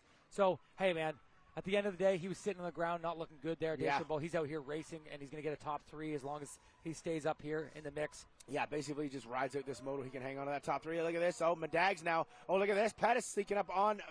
Pass O'Farrell back. Getting O'Farrell back there. So Pettis getting a little bit of movement, getting 2 points back under his hood. So making it right there. That is literally a 4-point swing right now here, Kyle. And that would make it would go to for best first places. Oh. I'm going to put that one in your head. Oh, that would go to Pettis. That would go to Pettis. Yeah. That would go to Pettis for second overall. But we got lots of time to go here. 30+2, and we had just dropped the gate. The RotoDistributing.com whole shot went to Dylan Wright, who is still in the lead on his GDR Fox Honda ride, and he is your 2021 champion. He doesn't need to even win or race this moto, but hey, let's throw it to the bank. Get yourself another RotoDistributing. Side by side with the 21, and it looks like he's going to go around the outside, and right there. Look at that. Liam gets that great start. He gets shoveled back right into the position where he usually finishes. Yeah. He looks like he was moving forward there, and then he gets shuffled back. So Liam O'Farrell with a great start, sitting in that 6th spot now as the leaders get through the stripe for the first time. So right now, Walton's best friend is the number 5. Yeah. Walton's best friend is the number 5 as it stands here. Look at this. Tyler, wow. Up the inside, he's going to make the pass. The gas pushes by, no problem. And now Pettis' best friend is Cole Thompson. So this is going to be interesting to see where this 4-point swing could go right now. As it stands right there, that would be a 5-point swing. That would give Walton, but again, long time to go here in this moto, pal. Yeah, you got to think Medaglia. He's going to be hunting there for the number 2 to land onto the podium for the last weekend of MX Tour. It's between him and right now as the point stand, it would be Thompson in second. Obviously, Wright with a 1-1 would be your overall winner on the day, and he's got away. He's 4.9 seconds clear. He is gone. There it is. So as it stands, the overall sitting in front of the picture would be Wright, Thompson, and Walton, and your series would be Wright, Walton, and Pettis as far as it stands right now. But again, lots of time to go as we're watching Tyler Medaglia on that Callus moto-backed Cobra Quid gas cannon ride. But here it is now, the number 2 on his Team Green Pro Circuit, Thor. Hubert Motorsports ride and the KTM Factory Red Bull ride of Cole Thompson. And, Cole's feeling good. He likes this place. And he put a lot of distance between him and Walton in the first moto. But, again, the roost. Darius and I really alluded that it was very hard to pass. We saw that. He was on the rear wheel of Piccolo with that entire 250 moto. So where can Cole make it happen? And a little mistake right there. Yeah. He's using that Sinai line there. So interesting line choice. Look at now. Welton to the outside, Thompson the inside. Using the Thompson line. Yeah, switching it up here. So the boys just kind of throwing in the mix, playing the chess game here, trying different moves, seeing what happens, see what maybe opens up. Thompson off a little bit right there, pulls right back on, no problem, and gets back on the gas on the number 16. So and loses that little bit of time there. So it was no harm foul right there for the number 16 to 2. But at the front of the pack, oh my. Dylan Wright is gone, Kyle. He is absolutely checked out.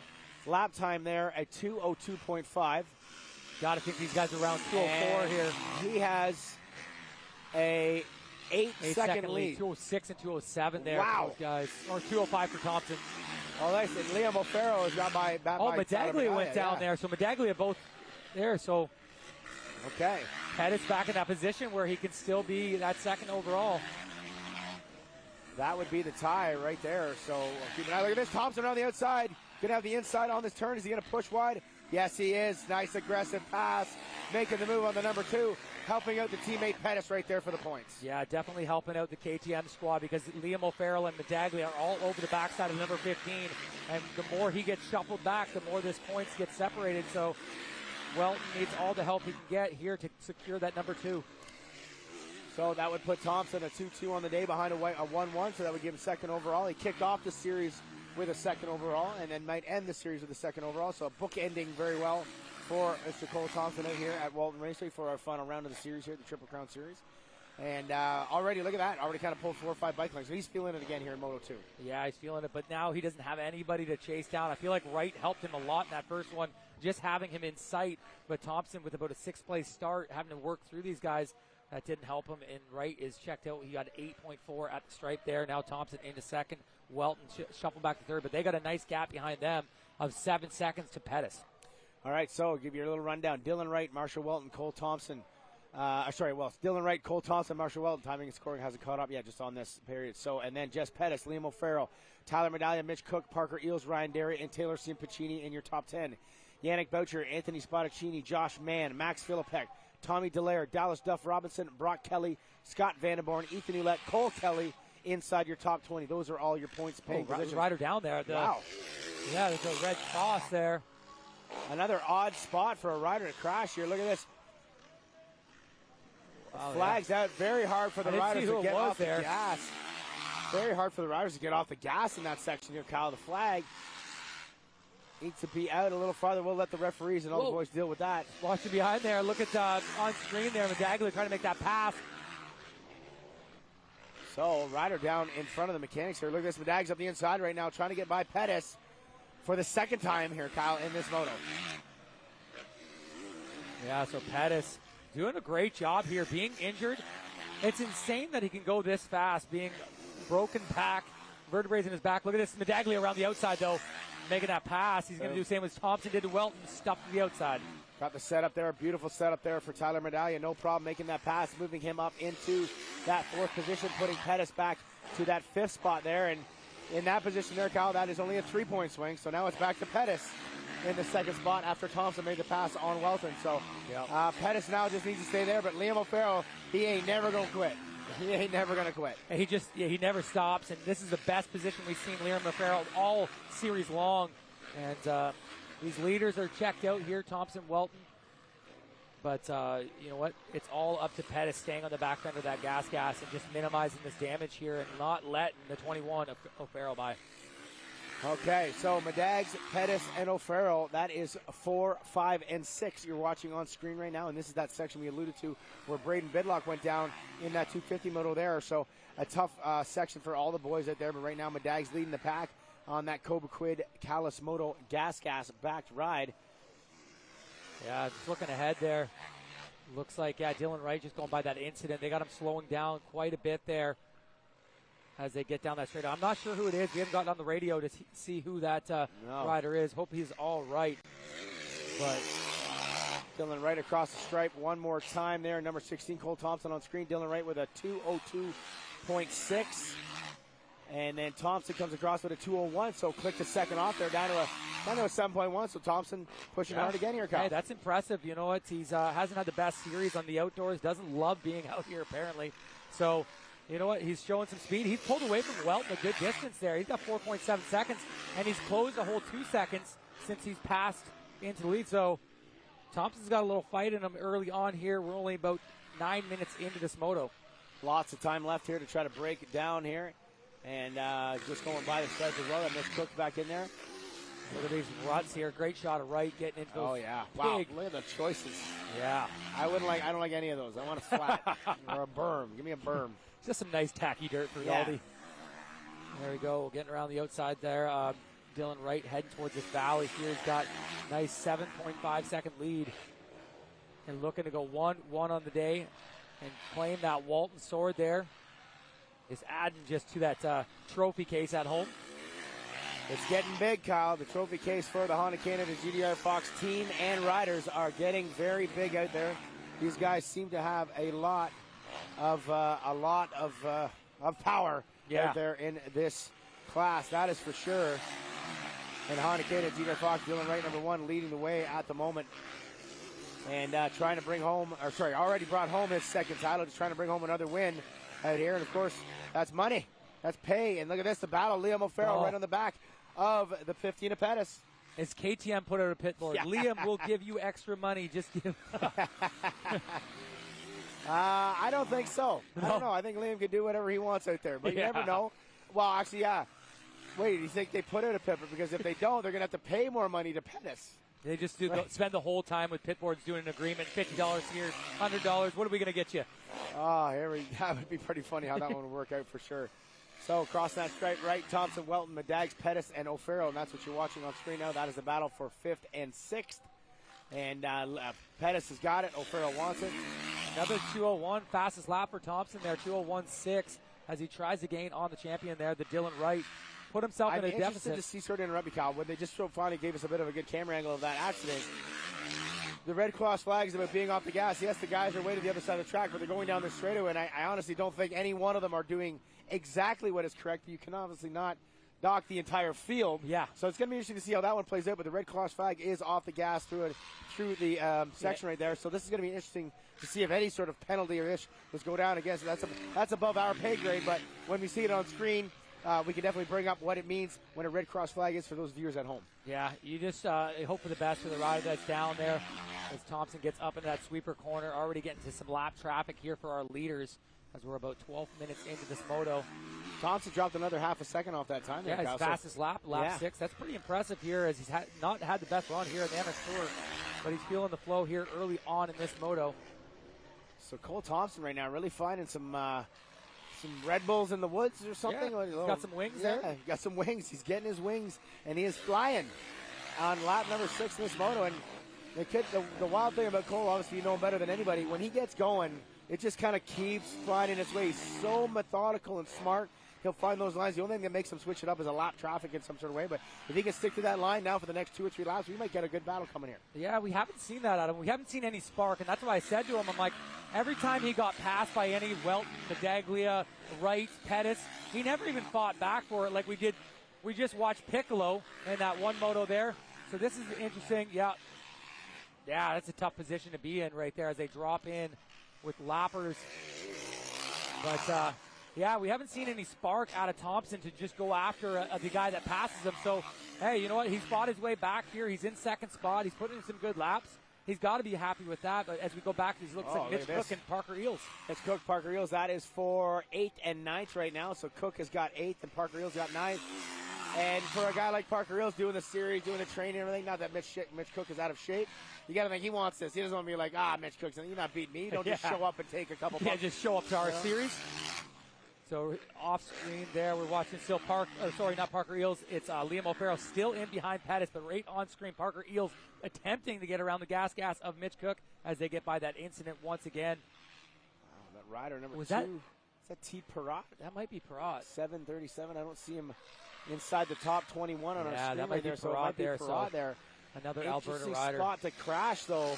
It looks like now it's cleaned up. Those flags are gone. I just cheated off screen. So next lap around, all riders will be clear to do whatever they wish in that section there, Kyle. So best wishes to Perrott, who had a great first moto. I think he finished 10th. So, but back to this battle on screen here. A couple of privateers, if you will. One on a gas cast, one on a Honda.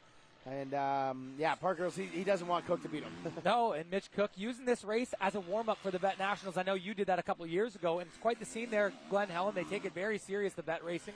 So he's going down there. I'm not sure what class he's going to ride, probably a 30-plus something. Is there a pro class, maybe? Yeah, no, there is a 30 Pro and a 40 Pro. Okay. That with longer moto, so that would probably be the one that Mitch would go into right there. But yeah, it's a very cool event. Just laid back. I was spoiled enough to go down with good friends of mine, and Steve Mathis from Pulp MX was able to get myself a Yamaha Blue Crew and do the Pulp MX show and all kinds of good stuff after the fact. So that I myself, my trip was probably a little bit better than the most could be because it was a little bit spoiled. But yeah, it was a good time for sure. I've never been there, but that'd be cool to have Mitch Cook down there showcasing some Canadian talent. I'm guessing Tyler will go too, right? He's a vet pro. Well, yeah, he's allowed. I'm not too sure what the border crossing vaccinations, all that. He'll have to look into that, I'm guessing, but it'd be cool to see it down there regardless. But Parker Hill's not letting him get away right now. No. Right, putting it in the wheelhouse of Mitch Cook and showing him that he does not want to let the one and done MX Tour stop here for Rich Cook beat him. Yeah, I had a feeling Mitch was going to be in that 5 to 8 bubble, and he's just exactly where I thought he was going to be and battling it out here. And, man, that's got to feel good, coming here, not racing in this level for so long and just battling it out with some of these guys. And it just goes to testament of how talented Mitch Cook is on a motorcycle. Here it is, Parker Eels getting up that inside, Galdi. Yeah, putting the pressure on. You think Mitch Cook even knows who Parker Eels is? Yeah, I think he watches the series. He's got to know. Yeah. He's got to know. I hope so. Be good if he does because he's about to make a pass. Maybe right here, Kyle. No, not quite, not enough alongside, but down into the same line. They have to follow down here. Not a lot of line choice down in this area. This is exactly where we are in the TV booth. And it's Parker Eels is pushing that envelope, making it happen right now. Yeah, solid ride here for both of these guys. And Parker Eels, he's been in that top 10 all year long. He's going to close up that gap on that 8th spot in the points. But right now he's dealing with Mitch Cook, the wily veteran. Showcasing, he's still got some skills. Runs a great shop out west, HAF. And obviously now back onto the dirt bike scene. Like seeing it. Yep, as they get into that section there, heading towards that Dave Bell Tower, dropping back in. The biggest drop, the lowest part of Walton Transcan. And heading up towards that natural double there. These guys duking it out here, trying to make a move. But look at Mitch, just a little bit quicker through that section. Parker Eels following suit up the inside into the valley. We're back to our leader here. He's in behind us now. Looks like he's broke Thompson just a little bit here as Thompson losing a second that last lap. But Thompson, he's got a decent gap over Welton. If we look up in the leaders board, he's got about 15 seconds on Welton. So good ride regardless. Thompson losing a little bit of time on that lap there. Now Wright taking the fastest lap there. So yeah, just beating him out. 2:01.2 on lap 9, Kyle. Very impressive to see what Dylan Wright is able to do when he gets that clear track. But even Thompson laying down just a little bit below, and those guys are really setting a torrid pace out here between all of the riders. So Dylan Wright, though, doesn't have to win. Nope. But now just kind of in cruise mode, and it's just showcasing the kid's skill set, man. He's so skilled, so fast, and when he wants to win, he just lays his head down and does it. Yeah, very good in these ruddy conditions here. Dylan Wright, as we get back to Thompson, just launching up that natural double. Dylan Wright just the next section over. As with no signs of Welton there, we go back to that battle. And it looks like Pettis just pulling a little bit on a Farrell. And I think that makes all the difference in the world there for that championship. All right, so the 15 of Pettis right now, KTM Red Bull 4, doing a good job. Just kind of battling through. And you could just tell the way he looks on a bike right now, Galdi. He's super stiff. He's obviously dealing with that back pain. But, man, just trudging through to get the second overall for the team. And looks like that's Jamie Mason there. He's actually the fill-in rider for the MX 101 squad, so he's filling in. I don't know if it's for Meston or for Moff. Either or, he's filling in for both of them. He's the truck driver for the MX 101 squad, and he's getting that factory treatment here today at Walton. So Hayden very cool. Halstead used to be the truck driver, and he was riding for those. MX 101's just like, you're hurt, we're grabbing the truck driver. He's throwing in there. and he's in the mix. And Jamie Mason, I want to see if he's in the top 20. No, not in the top 20 here for us. So those guys just giving him maybe a bit of a dream ride here. Oh, Wright just parking a lapper there, the 631. I think that's Cole Kelly. Oh, getting lapped right there. Okay, so Dylan Wright on screen, though, doing a good job making sure he brings home this final moto. He doesn't need it, but of course you want a little extra payday for that stuff right there. So lots of good stuff happening under that Honda Canada GDR tent. And, man, he's up 9.5 seconds, so he's got a pretty comfortable lead as well right now. Dylan Wright doing everything right, Kyle. Keeping an eye on that Medaglia push. He's 8 seconds behind Marshall Welton, but running a bit faster lap time that line around. So I want to say Medaglia may be closing the gap a little bit, Galdi, as he come by the stripe there. We'll see what it is. So, yeah, about the same lap time that time around. It's just going to depend on the pace of Medaglia through this last portion of this race. They're running about a 17 or 18 laps here for the 450 guys, as we see Wright jumping through those twin tabletops into the swampland. And look at this splash back. Still, Mitch Cook, rear view mirror of Parker Eels as they get through some lappers. It looks like Dario Zecca next on the docket for the lap. Oh, right. Nope. He's going to give Cook the line. Good move by Zecca, getting out of the way. Parker Eels, he's been eating a lot of roost out of that gas machine as they get over the finish line. Up into this ruddy corner. Lots of different lines here. You see the guys going inside, outside, dropping back in here. Mitch Cook here, part-time rider, part-time racer, and he's just mixing it up here in the top 10, holding up some pressure from the whole shot Honda of Parker Eels as they get through this rutted corner. Look at this, Parker Eels driving to the outside. He's going to try a slingshot around him. Cook just getting enough there as that lapper gets out of the way. See if Mitch Cook's going to dive to the inside. Yes, he's going to close the door there on Parker Eels. Eels trying to make it work here as they get ready for the valley section. Up through the inside there. Losing just a bit of ground. It's crazy. This is like one of the only battles on track right now, except for, looks like Liam O'Farrell, only 2 seconds behind Pettis. But look at this. Parker Eels. No, not enough there, Galdi. So they're trying working to make that move. Parker Eels right now just trying to push the envelope on Cook. You got to think Cook's probably getting a little bit of tired. Yeah, he's in good shape and all, but just right. Oh, little stall out there from Cook. Opening the door for Eels. No, not able to get it there. Very tight section for passing and everything like that. So Eels trying to make a move here, Kyle. Looking good. Yeah, looking good there. Looking strong here for Cook, but he's got to be feeling the pressure. I don't think he signed up for exactly this. He probably wanted to get in his little bubble there, but look at Parker Eels now working that inside. We've seen Sinai using that line in the 250 class.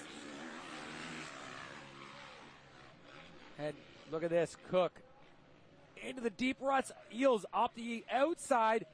Cook giving way a little bit. Let's see if he's got the drive for the inside. Looks like Parker Eels finally going to get some clean air out of the gas roost. So Parker Eels up into 7th spot here. Mitch Cook dropping back to 8th. Great race out of the gas as we go back to Tyler Medaglia. And we're going to see he's about 7 seconds back of Marshall Welton. We're getting to the late stages in this. And Tyler Medaglia getting up to that twin tabletop there.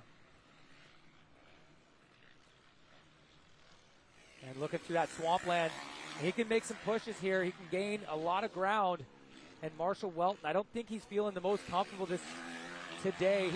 Probably not the greatest ride for Marshall Welton. He's always been pushing the envelope, getting up front. Maybe the bike setup just not working for him today. It's a bit different than that Walton one where we've seen a lot more ruts, a lot more bumps. These guys getting a faster track. As I look over my shoulder there, Thompson and Wright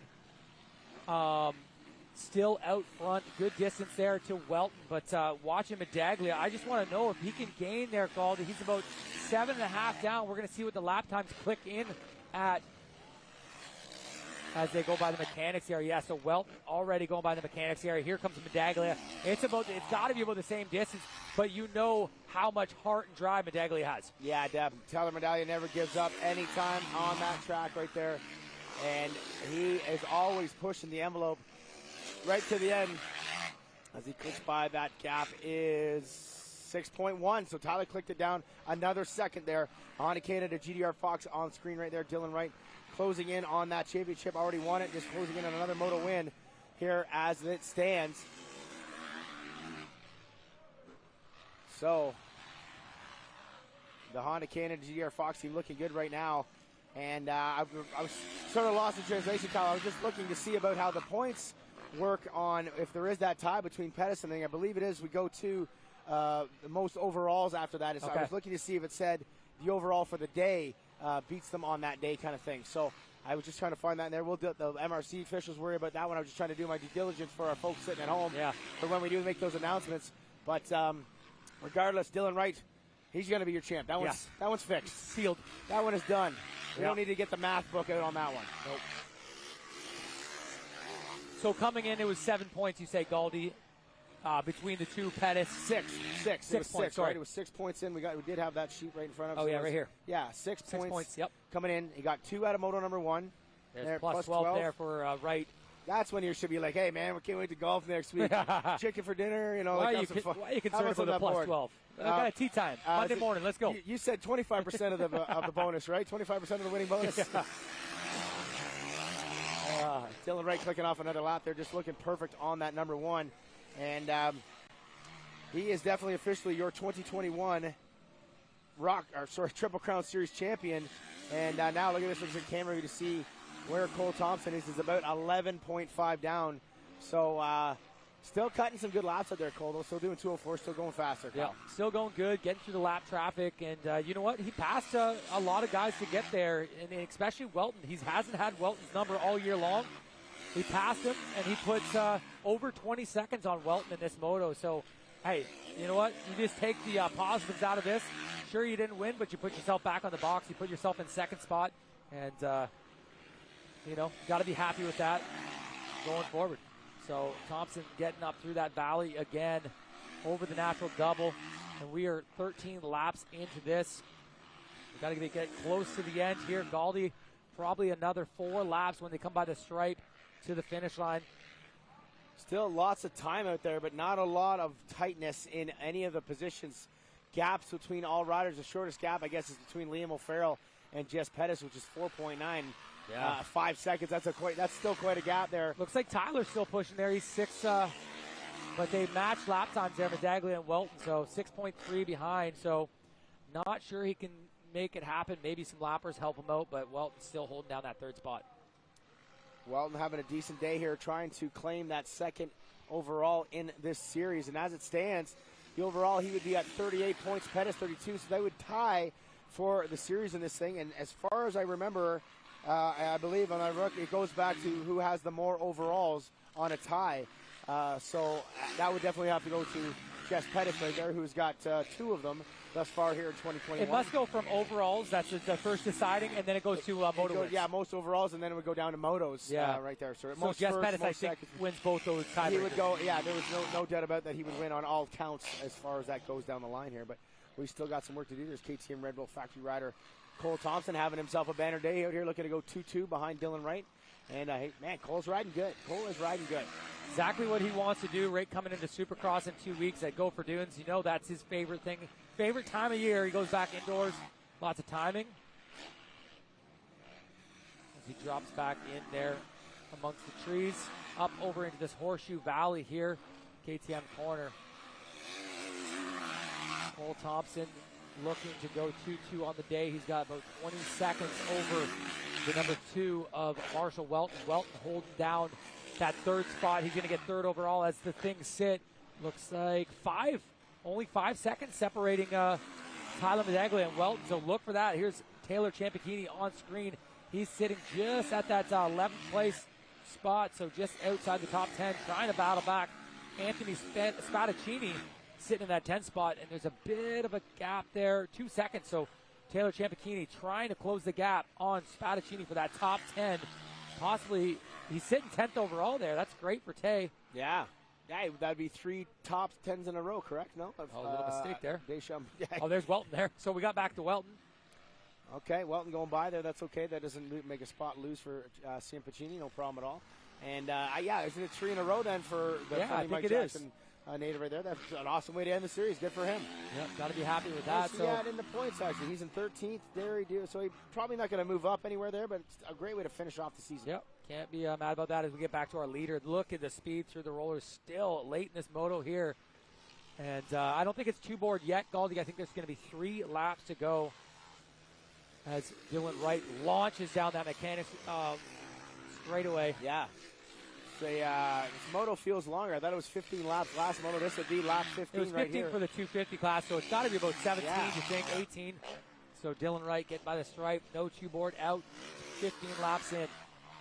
Oh, he's got a comfortable gap over Thompson right now. It was 14 seconds last time around. I feel like it is all settled in here for everybody to finalize getting this last moto done. Everybody will be satisfied. And you got to imagine every single one of these 450 guys is going to line the fences to watch this final 250 moto. Oh yeah, it's going to be a barn burner there, and going to sort this out real quick on who's the 250 championship. Already got the 450 title in the books there, but Marshall Welton coming by the stripe. He's got, you got to say, he's got a little bit of room here.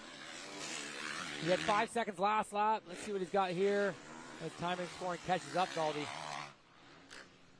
5.4, about the same. Yeah, 204, 204.3, 204. Tyler was a little bit faster again, but didn't really chip too much off. So he's probably got, what do you say, 3 laps to go, or 3 laps to go, right? We think 3 laps to go? Yeah, he needs to chip away. He needs a whole bag of chips, like you said at Deschambault, I believe. And we just saw Pettis cross as well. So, yeah, it looks like it comes down there. Welton and Pettis would tie, but the tiebreaker would go to Pettis for the more overall victories in the series over Welton. So that would put a Honda KTM Cowie 1, 2, and 3 at the end of our 450 series, Sir Kyle. Yep, and it's almost going to look like the same thing in the other class as well.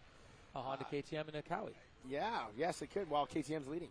Well, yeah, just not in that yeah, order. Just not in that order, yes. Yeah. Same I'm like, bikes. do you know something I don't know? No. You got something going on? Yeah, no, exactly. So that's kind of cool. At least it's always good to see a lot of brands get represented at the end of the series. That's why these guys pay the money to these athletes. They can carry the flag for them and hopefully get themselves on the box. Jeez. He launched out of there. Was that camera? Was that camera couldn't keep up? 2 times speed? Dylan Wright just that was insane. Exiting the rollers as if he was headed in a drag race there. Wow.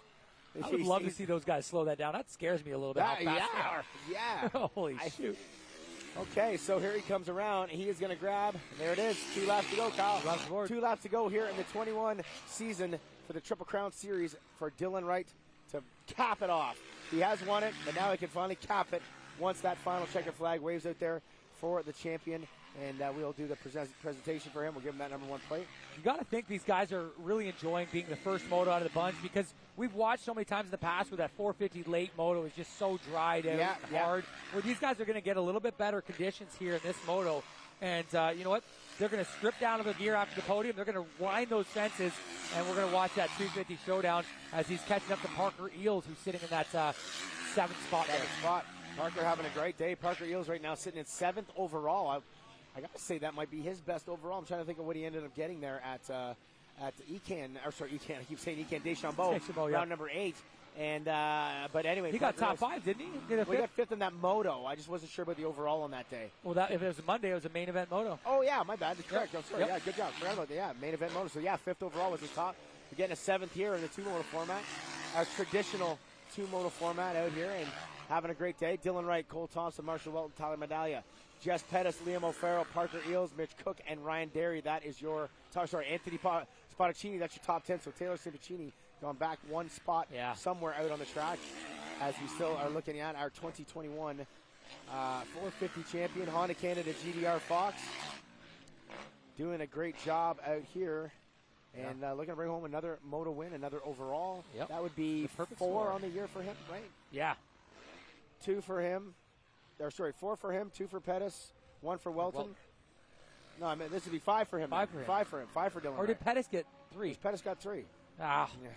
Where's that stat? Get that stat up on the TV screen here. What's going on? Regardless, this guy is going to bring it home no matter what stat, how many it is. He's had a great year, and he's going to become, he already has become, the back-to-back 450s. He's just got to finish off one more lap here, Kyle. The white flag is in hand for the Honda Canada GDR Fox man, and he's having fun.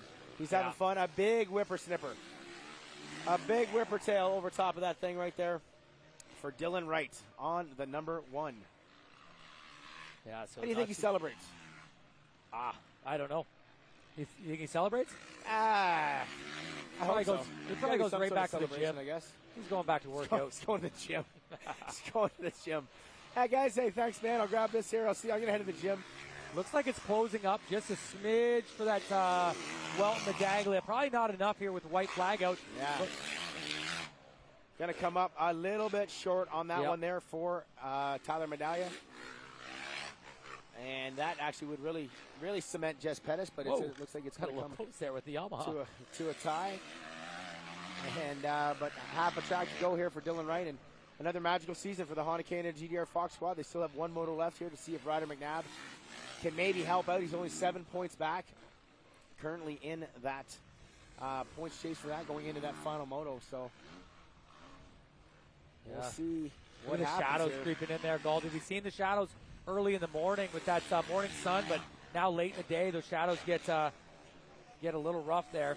Especially coming into that natural double up and down, you're looking right up in the sky, and it definitely gets right in the eyes of the boys out there. You're going to have good vision to make sure you can see that thing. And there he is into the Honda turn one more time, a right-hander. Great crowd out here. Great crowd out here for the final round of the Triple Crown Series. Round number 8. Honda Canada GDR Fox, Dylan Wright looking to bring home another moto victory, another overall, and another championship. There it is. Fist to the air to his mechanic, Justin Pecker, who had 4 titles with Colton Fasciotti and has now got 2. Justin Pecker slowly becoming one of the best mechanics in the business, in the history of the sport. Here we go, the final turn. It is cemented 100%. Dylan Wright takes the moto win and becomes a 2-time champion. Big time right now. Good job, Dylan Wright. 1-1 on the day to cement his status in the history books. And he will be your 450 MX champion here in the Triple Crown Series. Tyler Medaglia is still pushing right to the end, but it looks like Walton is going to bring it home and finish third. So the way they finish in the moto is the way they finish overall. Dylan Wright, Thompson, Walton. That will bring Pettis up there to get second overall. Pettis will hang on a second in the series, Kyle. That is great for Jess Pettis. There you have it, ladies and gentlemen. We're going to take a break. It'll probably be a bit of a longer commercial because we're going to get set up for the championship here in the 450 class. We'll be right back.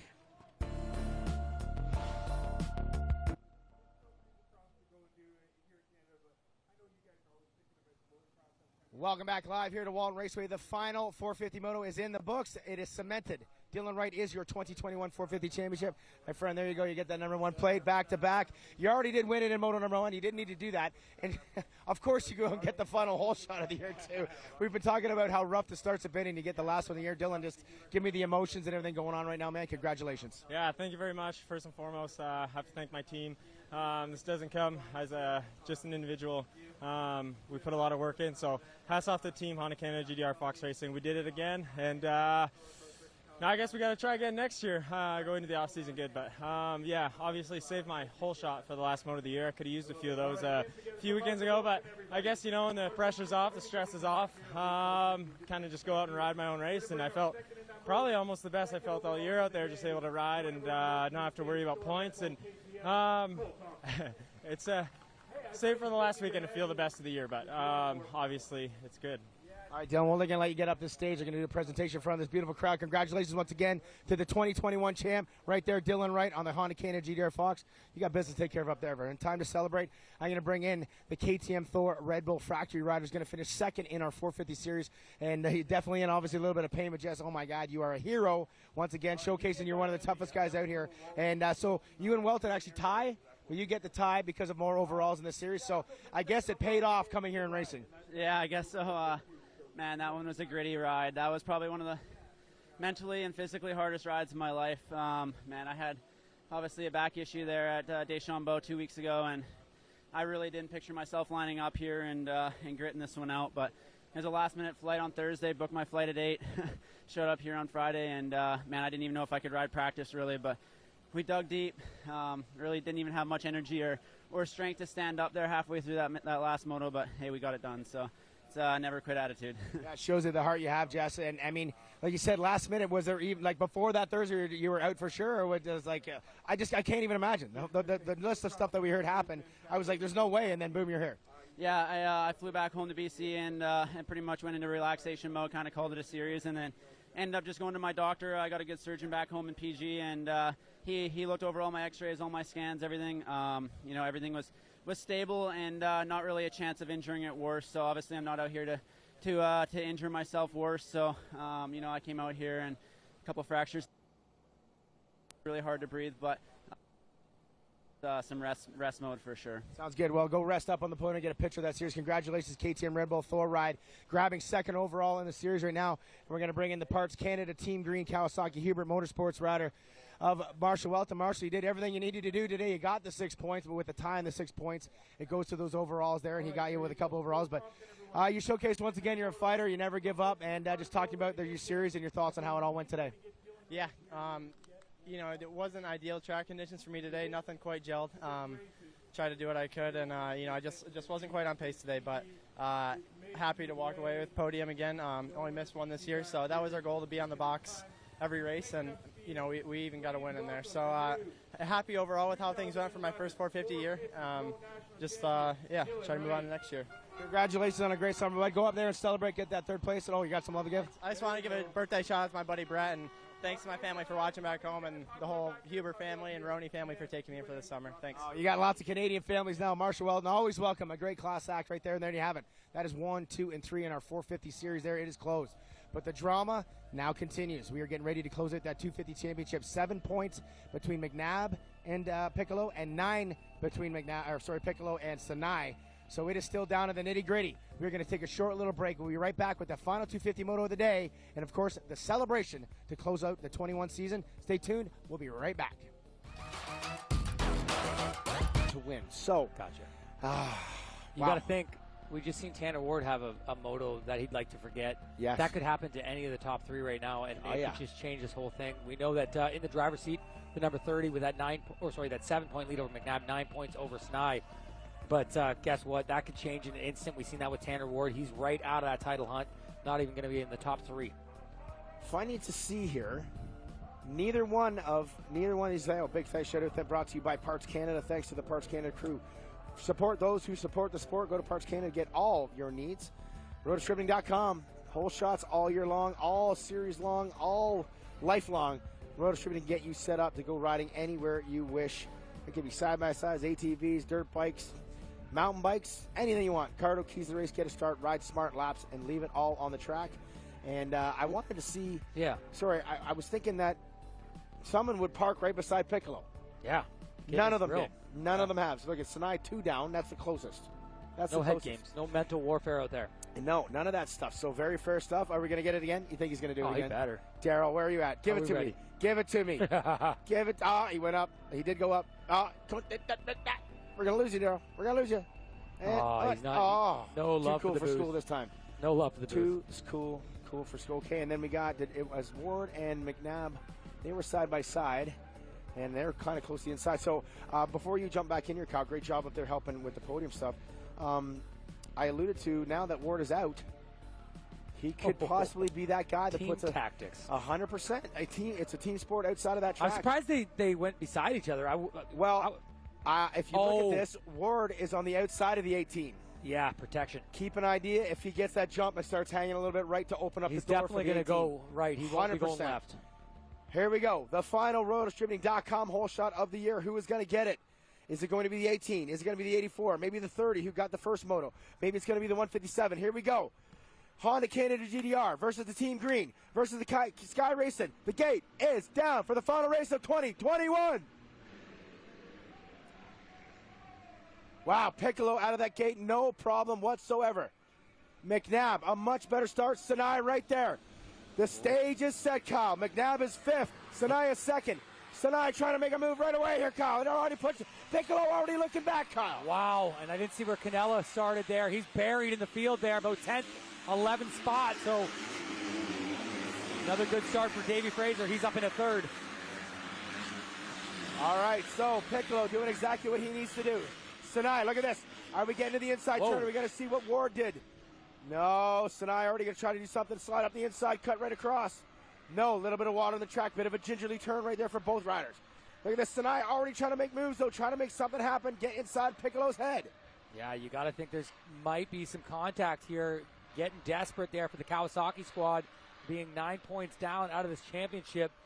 And one little stuff over a berm could cost Piccolo some spots and really make that separation in the points. What you don't want to let Piccolo do is find that raw speed this kid's got here early on in these motos. Man, I can tell you he could disappear and make things. Whoa, little stall it for Ward right there. Kind of holds his teammate up in that 4th and 5th position here as we're looking at the red-plated Sky Racing number 30.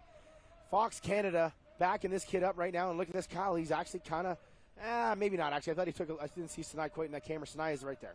Yeah, so Sinai right there, and you got to look back the field there. Marco Canella coming by in 11th, so he's got a lot of work to do to try to snag this overall. He's been winning motos. Our first moto at Gopher Dunes, another first moto where he crashed at Sandali, and he just can't close this out. So let's see if he can come through the pack and try to catch up to this lead pack. And it looks like the 18 has gotten by the 84, so the 84 might not be able to be a team helper here in that back right there. So, yeah, it looks like the 18's got by 84, so he's helping his teammate early on because maybe he didn't get that start. If he got that start, maybe he tries to bunch the guys up or something like that, but right now it looks like 84 will not be a factor unless something happens to these guys right here. And Davey Frazier, once again, getting off to a great start, sitting in 3rd. Great start. He's really good at this track. He races all week here at the Trans-Can in the plus classes, and he's out here racing the Pro and the 250. And you got to give it up to number 30. 2 hole shots a day, doing exactly what he needs to do. Yeah, he's got 9 points on that rider sitting in 2nd. If he can let that guy go by. He can let Sinai go by, and that would bring it down to 6th. The rider I think we really need to keep an eye on is the number 18 right now, who's sitting in that 4th position. That kid has got to push the envelope and do everything he possibly can to get up and get in the heads of these guys right here, Kyle. Yeah. There it is right there, Mcnabb trying to make that pass on Fraser. He needs to get around him quick and waste no time. But Fraser, man, good early speed out of the 11. Wow, and Fraser doing a great job. Yeah, it's really early on, but Mcnabb already down about 4 seconds on these guys, man. Mcnabb has got to go right now, Kyle. This kid, we've seen how good he is, and right now he's not showcasing that rawness that he needs to have right now in this championship. Yeah, he needs to find those lines. He's so talented at doing, and talking to some other riders out there, is just his skill to swap up lines. He's always mixing it up and just taking the opposite of what the competitors are taking, and just makes it work regardless of how many laps he's hit it. Carlson racing Husky. Whoa, Davey Frazier almost going over the berm there. Right now holding spot in that 3rd position.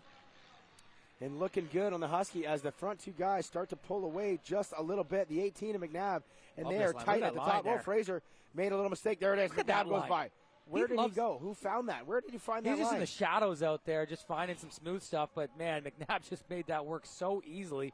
Now he needs to get on his horse and get going there. Just in front of him, you've seen Sinai's helmet. So he's not too far out of reach here. He's got the raw speed. He's good at this track. He's going to try to track down the top 2 guys, and you got to think it's going to come into some trading plastic if he can get up there. It has to be that way, Kyle. There's too many points for it to just go 1, 2, 3, 3, 2, 1s here. They've got to get Piccolo and get him back into a 4th, 5th position here. But my question is that Canella already? That's Canella already. He was in 11th. Wow, Canella already trying to make a move into that 4th position past Davey Frazier. So Canella, man, could he come into this mix here, Kyle, and make something happen? What's your favorite line there, Galdi? Point stealer. Point stealer. Mcnabb and Sinai need a point stealer, and their friend in action is the Canella man right now. Can he make something happen? Yeah, so Canella all over Fraser. Going to get by the stripe. He moved up 6 spots that lap. 2:07. He is running the leader's pace and passing 6 riders. So impressive from the 46 of Marco Canella. He gets by another one. So there he goes. The pass is made. Up into that 4th spot, Marco Canella, and he's already setting a torrid pace. The top 4 riders are identical here, Kyle. This could possibly be the craziest ending in Canadian MX history here. Can Jacob Piccolo hang on? Can Marco Canella get in the mix? Can Mcnabb make something happen? Can Sinai get the stab in there? Yeah, look at this. Up towards that natural double. Already putting some time on Davey Fraser. He's got to get going, though, because Mcnabb's pushing the envelope as well. Those 2 trying to gain time on Piccolo and Sinai up in that front there. There's Bennick. Nice move there. The youngster on the old dog. Wow, Julian Bennick, another Sky Racing friend right there of Jacob Piccolo, making a pass on Davey Fraser. That's going to put Bennick up into the top 5. All right, get to the back of front of the pack. We got to see what's going on right there. So Mcnabb is checked out. So Mcnabb right now, we're going to see. Is that Ward coming in behind that pack right there? So, yeah, he's back with Gaynor and Bennick. So those guys trying to get by Fraser. Here is our leader, and it's Piccolo. And, Sinai. He's still got a nice little gap there. Yeah, Piccolo doing good here. 3 laps into this race and shining bright on that orange KTM. Fox Canada, Sky Racing backing him up. Sinai, he needs a little bit of luck right now. He is the he's the furthest back out of these top 3 riders right now. So it is going to be interesting to see if he can make something happen, because if he gets to the closest to Piccolo, he's definitely got to put. That's a good lap for Mcnabb. We're going to watch the lap times as they click it in here, and you got to think that Mcnabb's running the fastest lap out of all 3 of these guys. Canelo would probably be the second fastest. So Piccolo coming by the stripe. Where does he clock in at here? Galdi 206 for our second place Sinai. And wait for that other time, 205. Wow, 205.5. A full second faster than Piccolo. So Mcnabb is on the move. If Jacob Piccolo were to get passed by Sinai and also get passed by Mcnabb, that's only a 5-point swing for Mcnabb. He would need 2 more. He would need Canella to steal the points. Yeah, he needs Canella in there in the mix. Obviously, would love to see the 84 up in the mix, but he's shuffled back in about 7th spot now, battling for position. And you got to think after that bike failure in the first one for Tanner Ward, he's probably on his backup bike, so probably not the same speed or power he'd have in his race bike. All right, so Piccolo, Sinai, 1 and 2 on screen right now. Mcnabb pushing hard into that 3rd position. Mcnabb has the best outside chance of making something happen here. Jacob Piccolo, Sky Racing, Fox Canada, number 30, red plate, backing him up. KTM. Sinai, Team Green, Pro Circuit, Kawasaki Thor, Huber Motorsports, 2nd spot. And Honda Canada GDR Fox Ride of Ryder Mcnabb, sitting in that 3rd position. Mcnabb has definitely closed the gap there, Kyle. He is right in frame. Yeah, he's done this so many times at this Walton track, on minis, on 50s, on whatever. He's been coming from behind and able to find lines on this facility that just no rider can match. So Mcnabb in that 3rd spot, pulling a wheelie down that straightaway, jumping into this roller section to see if he can gain some ground on Sinai. He needs a lot of luck on his hands. He has to pass both these guys and hope for Canella and Sinai to get in between. Here's the boards coming out there. And all 3 of these guys ripping down that Mechanics Way. Piccolo looking good, though, in the lead right now. Oh, it was a piece of dirt. I thought I saw a piece of part off Piccolo's bike, but I guess it might have been mud right there. And looking at lap times again, fastest on track is the number 18 of Ryder Mcnabb. Actually faster than him. Canelo clocks in at a 205. Just a titch. Oh, look at this, though.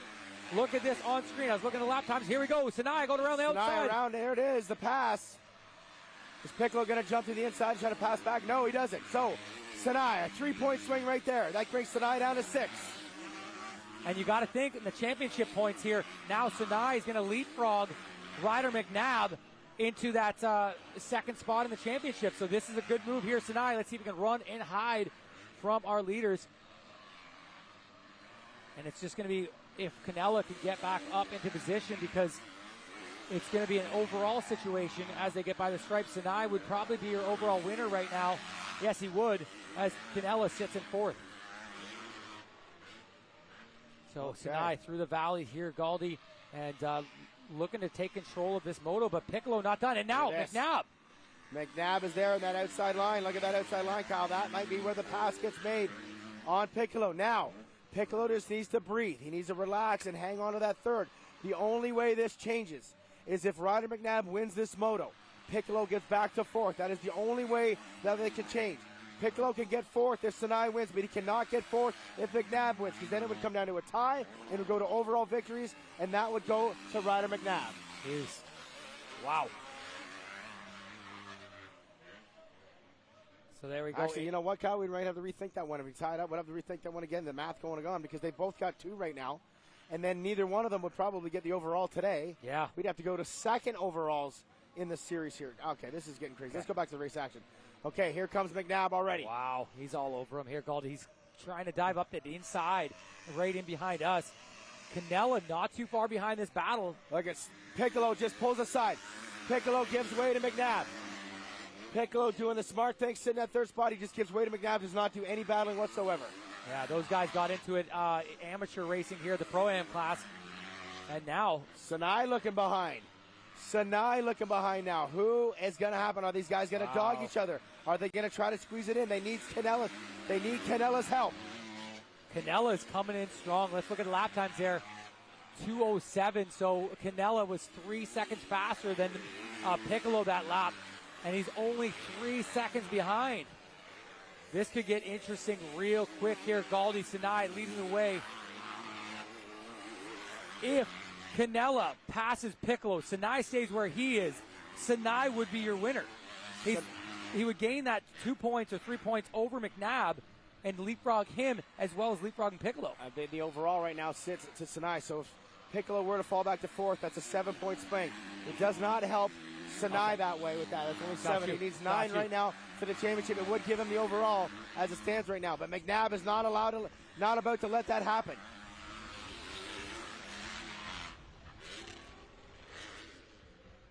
So right now, Sinai in the leader's position. He would take the overall today with 45 points. 43 points Canella. Mcnabb, definitely the fastest kid on track right now. Looking to make that pass on Darian Sinai. The 18 chasing down the 157. Piccolo in third. Where's Canella? Canella is right there. He's definitely not too far behind. He is the factor. He is the man that can help Ryder Mcnabb if Mcnabb gets by Sinai. Yeah, so a little bit of fate. If Canella can catch up to this lead pack, a lot of fate is relied on who he passes and who he puts behind him. As Mcnabb now caught our leader, Sinai, looking to hunt him down. He would jump himself on the podium today and possibly give himself the best chance he can for this overall championship. 1, 2, and 3 over top of the finish line one more time. Wow, Julian Bennick is hauling the mail out there as well, Kyle. Julian Bennick in that 5th position.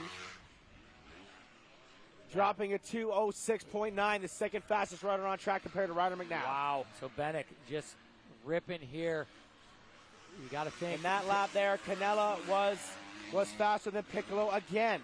So Canella still a little bit faster than Piccolo every single lap. He's got 5.4 seconds to make up, though. Going to get into lappers here, Galdi. That's going to be huge. These guys going to just try to pick the right lines, especially in this section here. If you pick the wrong rut, you're stuck in it all the way around, and you got to just deal with that lapper in your rut. So lots of options out there. These guys just got to keep their head on a swivel, look ahead. So let's give you a little rundown. We obviously know the 1, 2, 3, 4, 5 positions. Sam Gaynor in 6, Racine in 7, Davey Frazier, Tanner Ward, Tyler Gibbs, top 10. William Crates, Daniel Elmore, Weston Rosina, Zach Ufamzef, and Preston Massiangelo inside the top 15. Here's that outside line again. Oh, Sinai, nice and clean up the inside there. Look at that. Piccolo looks like he's actually picked it up. He's kind of closed it in a little bit. And you got to think that outside's going to work later on here. That rut in the inside is going to get tough, and it's hard to hit consistent every lap. And look at the lappers already coming into effect here. Yes. Sinai having to switch up his line. Lap traffic all over the place here. The first, second, third place riders diving into these guys. Yeah, so Sinai through this rut here. We're going to see. Maybe we can catch Canella coming through that background there. Yes, just that black flash of the Yamaha rider. So, as it stands right now, Piccolo would win this title over Ryder Mcnabb. And he's gaining 2, over Sinai. We're having a 5-point swing. That brings it down to 4 for Sinai. And that brings it down to 5 for Mcnabb. So Piccolo wins by 4 over Sinai and 5 over Mcnabb. Yep. Insane here, Kyle. Insane in this 250 class. Yeah, it looks like maybe Canella just losing a bit of time that lap. I'm not sure he's gaining as much as he was early on. No, that lap definitely not looking good for Canella on the times. Dropped it down to a 2:07, so he lost time. He's down to 6.5. So, nothing can help. Piccolo hangs on to third place. He will claim this title over both Sinai and Mcnabb. Yeah, so Bennick there sitting in that 5th spot, lost a lot of time. Galdi, he's back to a 2:11. He's dropped off that leader's pace. So much like that first moto, these top three getting away and kind of riding their own little race here, matching lap times each time. It is down to a 3-horse race, but Piccolo looks like he did the most damage to his competitors in moto number 1. This third place puts him in the driver's seat between either one of these guys, either the 18 or the 157. It's starting to get later on this moto. We are past halfway here. At lap number 8, they just clicked on. They are on lap number 9 right now, Kyle. We were about 13 or 14 in moto number 1, so there's still lots of time to go here. But this Piccolo, he does not need to push the envelope. He does not need to pass either one of these guys. Is that what's getting written on the pit board? Just hold the pace. Stay where you are. Stay with them. Yep, stay with them. You got nobody to worry about behind you. You got about 6 seconds to Marco Canella. So maybe they'll give him a little bit of gap control and just hang on their rear wheel. Do what you can to stay with those guys so you know what the battle is up front. Oh, lap traffic right there. No problem getting out of the way. These guys are tight, Kyle. Man, this is a tight race. Yeah, this is insane right now. So the overall for the day would be 1, 2, 3, 4. It'd be Sinai, Canella, Piccolo, Mcnabb as things sit. And the series basically just swaps this kid right here to the top. And Sinai, and then... Yeah, look at that Piccolo just keeping him in sight all through those lappers. They just busted through. Canella dropping in, not sure he gained any time that lap. So we'll get some lap times on these guys as they get into the 9th lap here, Galdi. 2:06.4 is for our leader, 2:06.9 for Piccolo. And we'll see if Canella clocks in any better. It's like 2:07.4, so losing Canella a bit more losing time. He's got 7.1. So Canella looking like he may not be that point steal factor that we were talking about. He had those 2 laps where he was really gaining on them, and now is losing that time. Piccolo looks like he's lost a little bit of time. Mcnabb has lost a little bit to Sinai. Maybe the boys are just settling in here. Yeah, getting that pace going here. These guys running similar lap times. Every lap they go around. Mcnabb up that inside. Sinai working an outside up there. And Piccolo just in tow, just trying to stay in this hunt so he knows where these guys are. Mcnabb taking that short way around right there, all inside around that turn. This kid, I tell you what, he's gifted with finding the lines that make him work. That outside there, no, not playing as friendly as it was at the beginning of the race. Lap traffic right now. Charles Charlton, oh, did he just flop into that rut? Wow, Mcnabb lost a lot of time right there. Yeah, definitely caused a little problem there with the lap traffic, Kyle. This could be good, though. He might need that just that little bit of space. Whoa, Piccolo. Whoa, wow. Whoa. Hang on to her there, number 30. A tip over right now could cost him dearly here because he knows he has to stay in front of Canella because Ryder Mcnabb still stands a chance to get by Sinai. So Mcnabb through those rollers. See, he's got some bit of clear air here. He's going to try to gain on the 157 of Darian Sinai, who would be your overall winner for the day, the Kawasaki pilot. And it looks like Mcnabb already closing that gap he lost. There's Piccolo. He's got about the same distance back. Going to watch for Canella. Yes, Canella drops in. He is definitely gaining on Piccolo, but not our leaders. A third for Canella in this moto would tie him for the overall, which he did at Gopher Dunes with Piccolo. So I know he wants to get that win. All right, here's my last mathematical scenario at you. Never. Canella gets Piccolo. Mcnabb wins. They tie on overalls. Yep. They tie on seconds. They got to go to thirds. Piccolo's got 2 of them. Oh, yes. Got to go that deep in the bag. It's got to go that deep in the bag. So even if Piccolo did lose that spot to Canella, Mcnabb was able to win this race, Piccolo would still be your 21 champion. Wow. That's why you're the math guy. Wow. Shot at Tanner Ward, who came in here 11 points behind on the Honda Cane of GDR Fox. He's sitting in that. Just past Racine that lap for 6th place. So it's only 7th place. Not a great day for Ward, but you know what? The kid's all heart. He'll be back next year to try to do it again here with the Honda Canada GDR Fox squad. A broken bike in moto number 1 takes him out of the championship. Brings it down to that 3-horse race, but Piccolo is the boss cat out of those top 3 right now. Yeah, it's got to take a bit of a wind out of sails and trying to, get up with his lead pack when you're out of the chase. You got no motivation there, so he's just kind of putting in the motions and just trying to stay healthy for Supercross. All right, Tanner Ward, 84. doing a good job right now. It's sitting in that 7th position, sorry. Sam Gaynor having a banner day up there in the TLD Gas. He's sitting in that 6th position. He's having a great day. Yeah, he's having a great day. Obviously, he's getting a bit overshadowed by what we got going on at the front of the pack. Darian Sinai definitely looking good, trying to claim an overall victory. This obviously helps and it does a good little paycheck, but this does not help in the championship hunt. This would get him 2nd overall, but 4 points behind Jacob Piccolo. You can and win equals overall for Sinai. Love to get in those boards there, see what the mechanics are talking about. And regardless if Canella can pass Piccolo, it would not change the overall. Piccolo not too far behind this lead battle.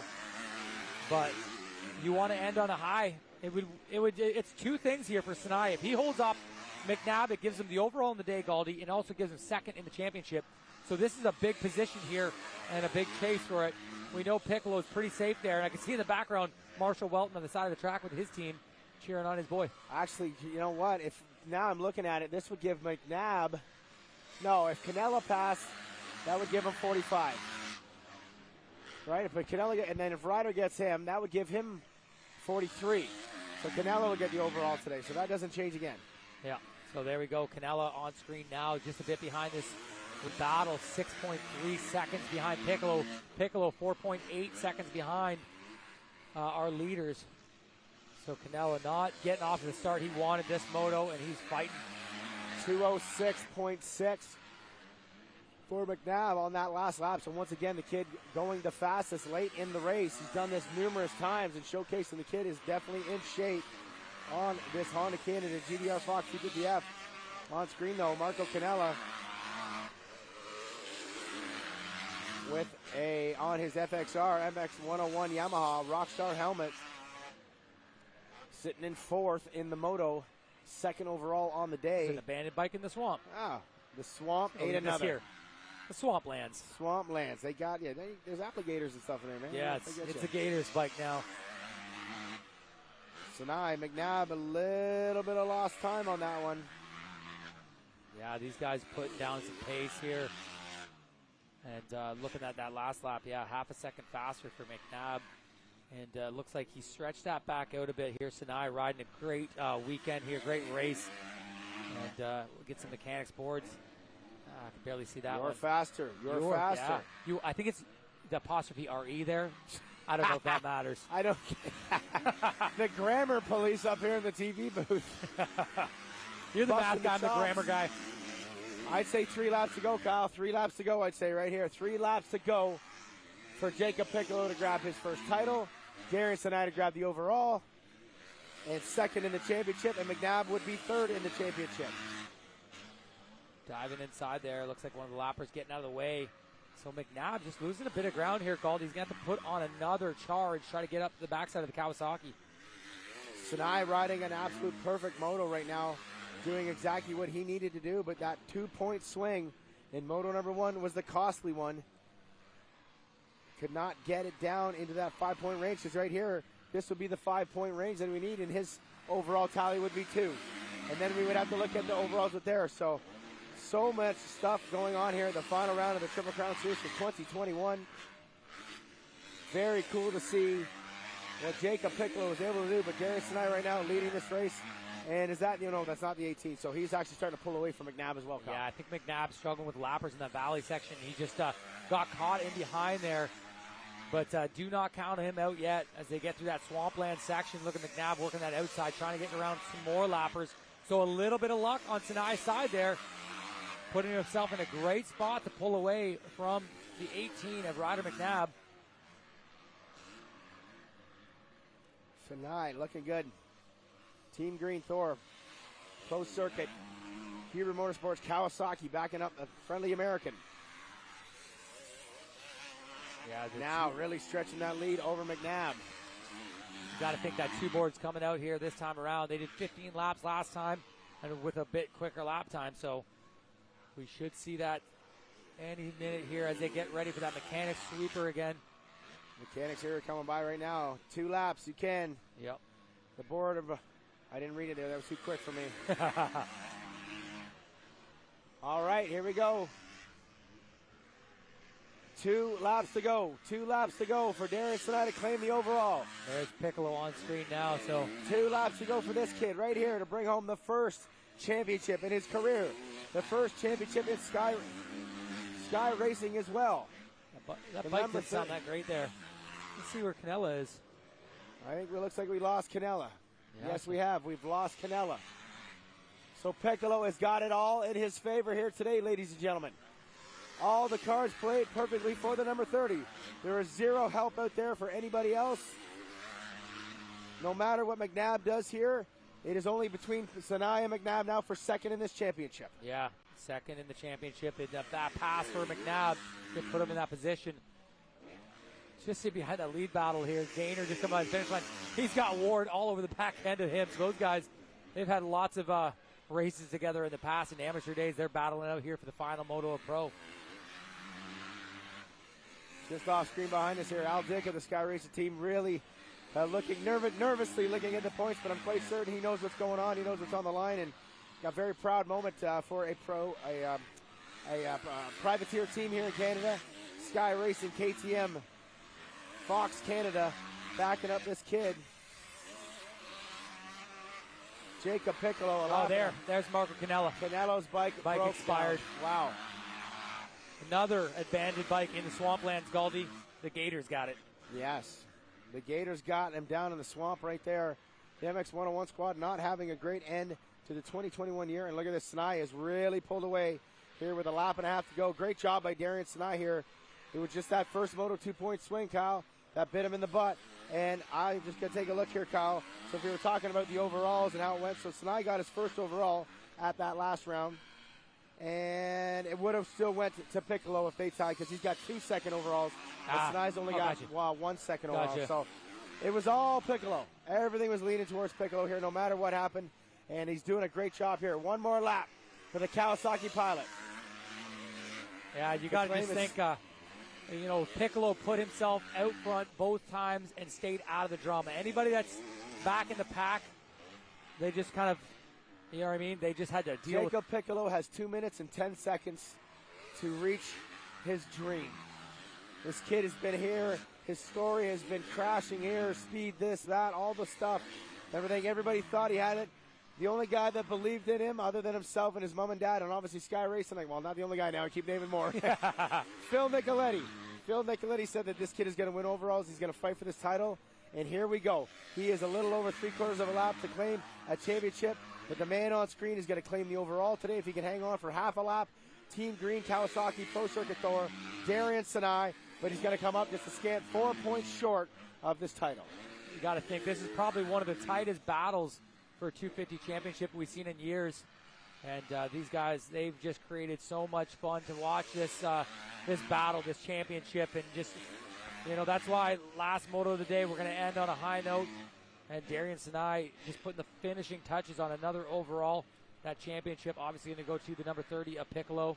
I seen Kevin Tyler holding the bike there. A disappointing year for the MX 101 squad. Yeah, had such high hopes with Marco Canella and everything. Lost some bikes, lost some points. And for Darian Sinai coming all the way from California up here, probably going to be just a little bit disappointed at the way that his season started, by the way that it's finishing here, looking to claim back-to-back overalls, and going to come up just a little bit short of this 2021 Triple Crown Series 250 championship. But what a great way to finish off the year here. And obviously he's going to be good in Supercross. So he'll be back here in just a couple of weeks at Gopher Dunes when we start our Supercross Tour portion of the Triple Crown Series. And but here we go. The final drop-in. 2 turns to go. There he for goes. Darian Sinai.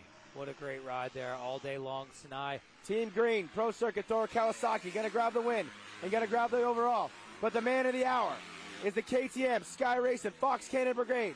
There he is, red plate for his first ever 250 champion. Make some noise right there at home for Jacob Piccolo, everybody.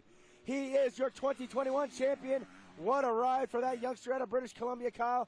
I'll tell you what, you met him years ago. You would have never thought it could happen, and here it is, reaching his dream, reaching his goals. Sky Racing KTM bringing it home. Nice job by Jacob Piccolo, and yes, exactly what you said. Lots of drama through his amateur career with crashes and inconsistency, but not this year. He's going to get it done on a stacked field of 250 riders. Wow, what a year. We're going to take a break, hit some commercials. We'll be right back with the final podium of 2021 Triple Crown Series here from Walton Raceway.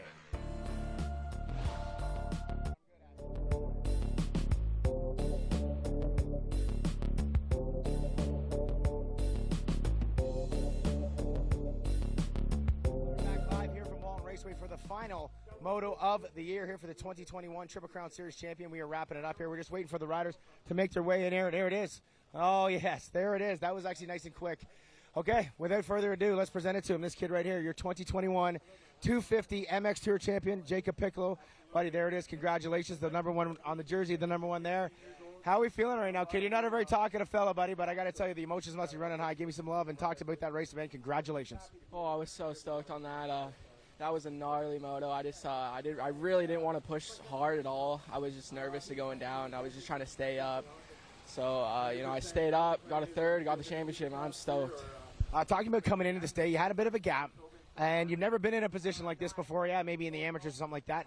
What was it like handling it? Were you nervous? What was Al giving you? Just give me the whole way, leaving you into those motos, because when the gate dropped, you did exactly what you needed to do. Yeah, for sure. I was just focused on starts. Al was helping me out mentally in the head, and it was an awesome day, and I'm stoked. Congratulations, you are the 2021 250 champ, my friend. Go on up there and celebrate with the team and everybody else. Jacob Piccolo grabbing it right there. We're going to wait down for Darian Sinai, who's going to get second in the championship, and Ryder Mcnabb, who's going to get third. 4 points for Sinai behind Piccolo, and only 5 behind McNabb was second, 4 points back, and Sinai right there. So a crazy way to end it there. But Piccolo shows up, and like you said, he knew what he had to do. And when the gate dropped, he showcased that poise and that work that he's been doing at Club MX down there. And we talked to our good friend who won the Triple Crown Series a couple years ago, Phil Nicoletti, and he said that this kid is going to do damage this year. And we were like, all us Canadians, we're skeptics, and we don't know. There's no way that he can fix this kind of stuff. And sure enough, there it was. Jacob Piccolo fixing it at every gate drop all year long. The boys are just celebrating behind us here. We're going to bring Ryder Mcnabb. He's going to be the next one coming in. Probably a little disappointed with the kid, 15 years old. The future is bright for this youngster right here. And Ryder Mcnabb, I tell you, man, you're still smiling, which is amazing. And coming up a little bit short. So kind of give me what's going through your head right now. Obviously, this is the first time you've ever been in a position like this. Only 15, man. The future is bright, as we all know. But a little bit short today. Ryder, just give me your thoughts. No, it's a little frustrating, but just wish I could have got a better start in that first moto and kept it a little closer, but worked our ass off today, so we're good to go. You fought all the time. That's one thing you can take with you out of this championship. You never give up. You never let anything on the table right there. Looking at it now down in the future, it's going to sting, but I think this is one of the ones that you look at, you never gave up. You come up a bit short, and you can just carry it on. Is that something you can do as becoming a pro right now? Yeah, for sure. It's just looking back on it, I just need to work on my starts. I was always just top. I could never get a top 10 start. I pulled one hole shot, which was good, but just starts I need to work on. Everywhere else I'm really good, so just starts this year. Congrats on a great year, man. Go up there, celebrate. Getting third overall in that series right there, just 5 points behind our points champion right there of Jacob Piccolo there. And Darius and I just finishing his live interview here with the fans and stuff like that. We're going to bring him in. So you can tell the emotion right there. He was holding back some tears. The kid wanted that one bad. At 15 years old, he would have been the youngest champion in the history of our sport. So to bring that home, and obviously there's a ton of eyes on him down in the States, around the world, looking at a 15-year-old star that could possibly win his first ever championship. The amount of pressure that probably takes is unbelievable. None of us could ever know what that's all about. And you can see it kind of coming through in his face right there. We're going to get Sinai coming down here very shortly and talk to him.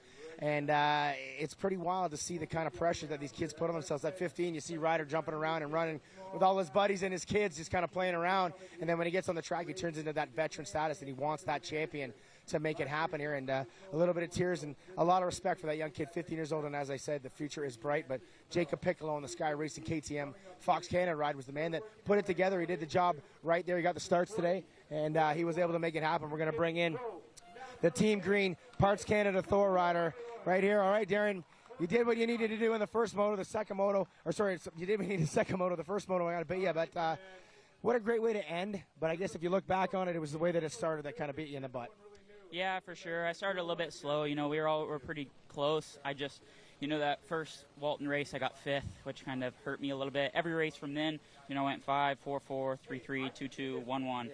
So I got better as we went, and honestly, I'm pretty happy. I'm feeling confident. I'm feeling pretty good on the bike.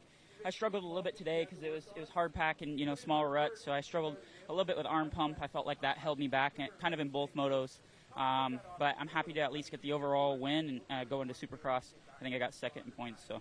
Was there any moment in there where you thought, being a bit more of a veteran compared to the other kids you were racing, a moment where you were going to maybe put some paint on them there, maybe push them wider, and that kind of stuff? I mean, there was a couple close calls, but when you made the pass, you made it clean and just wanted to disappear.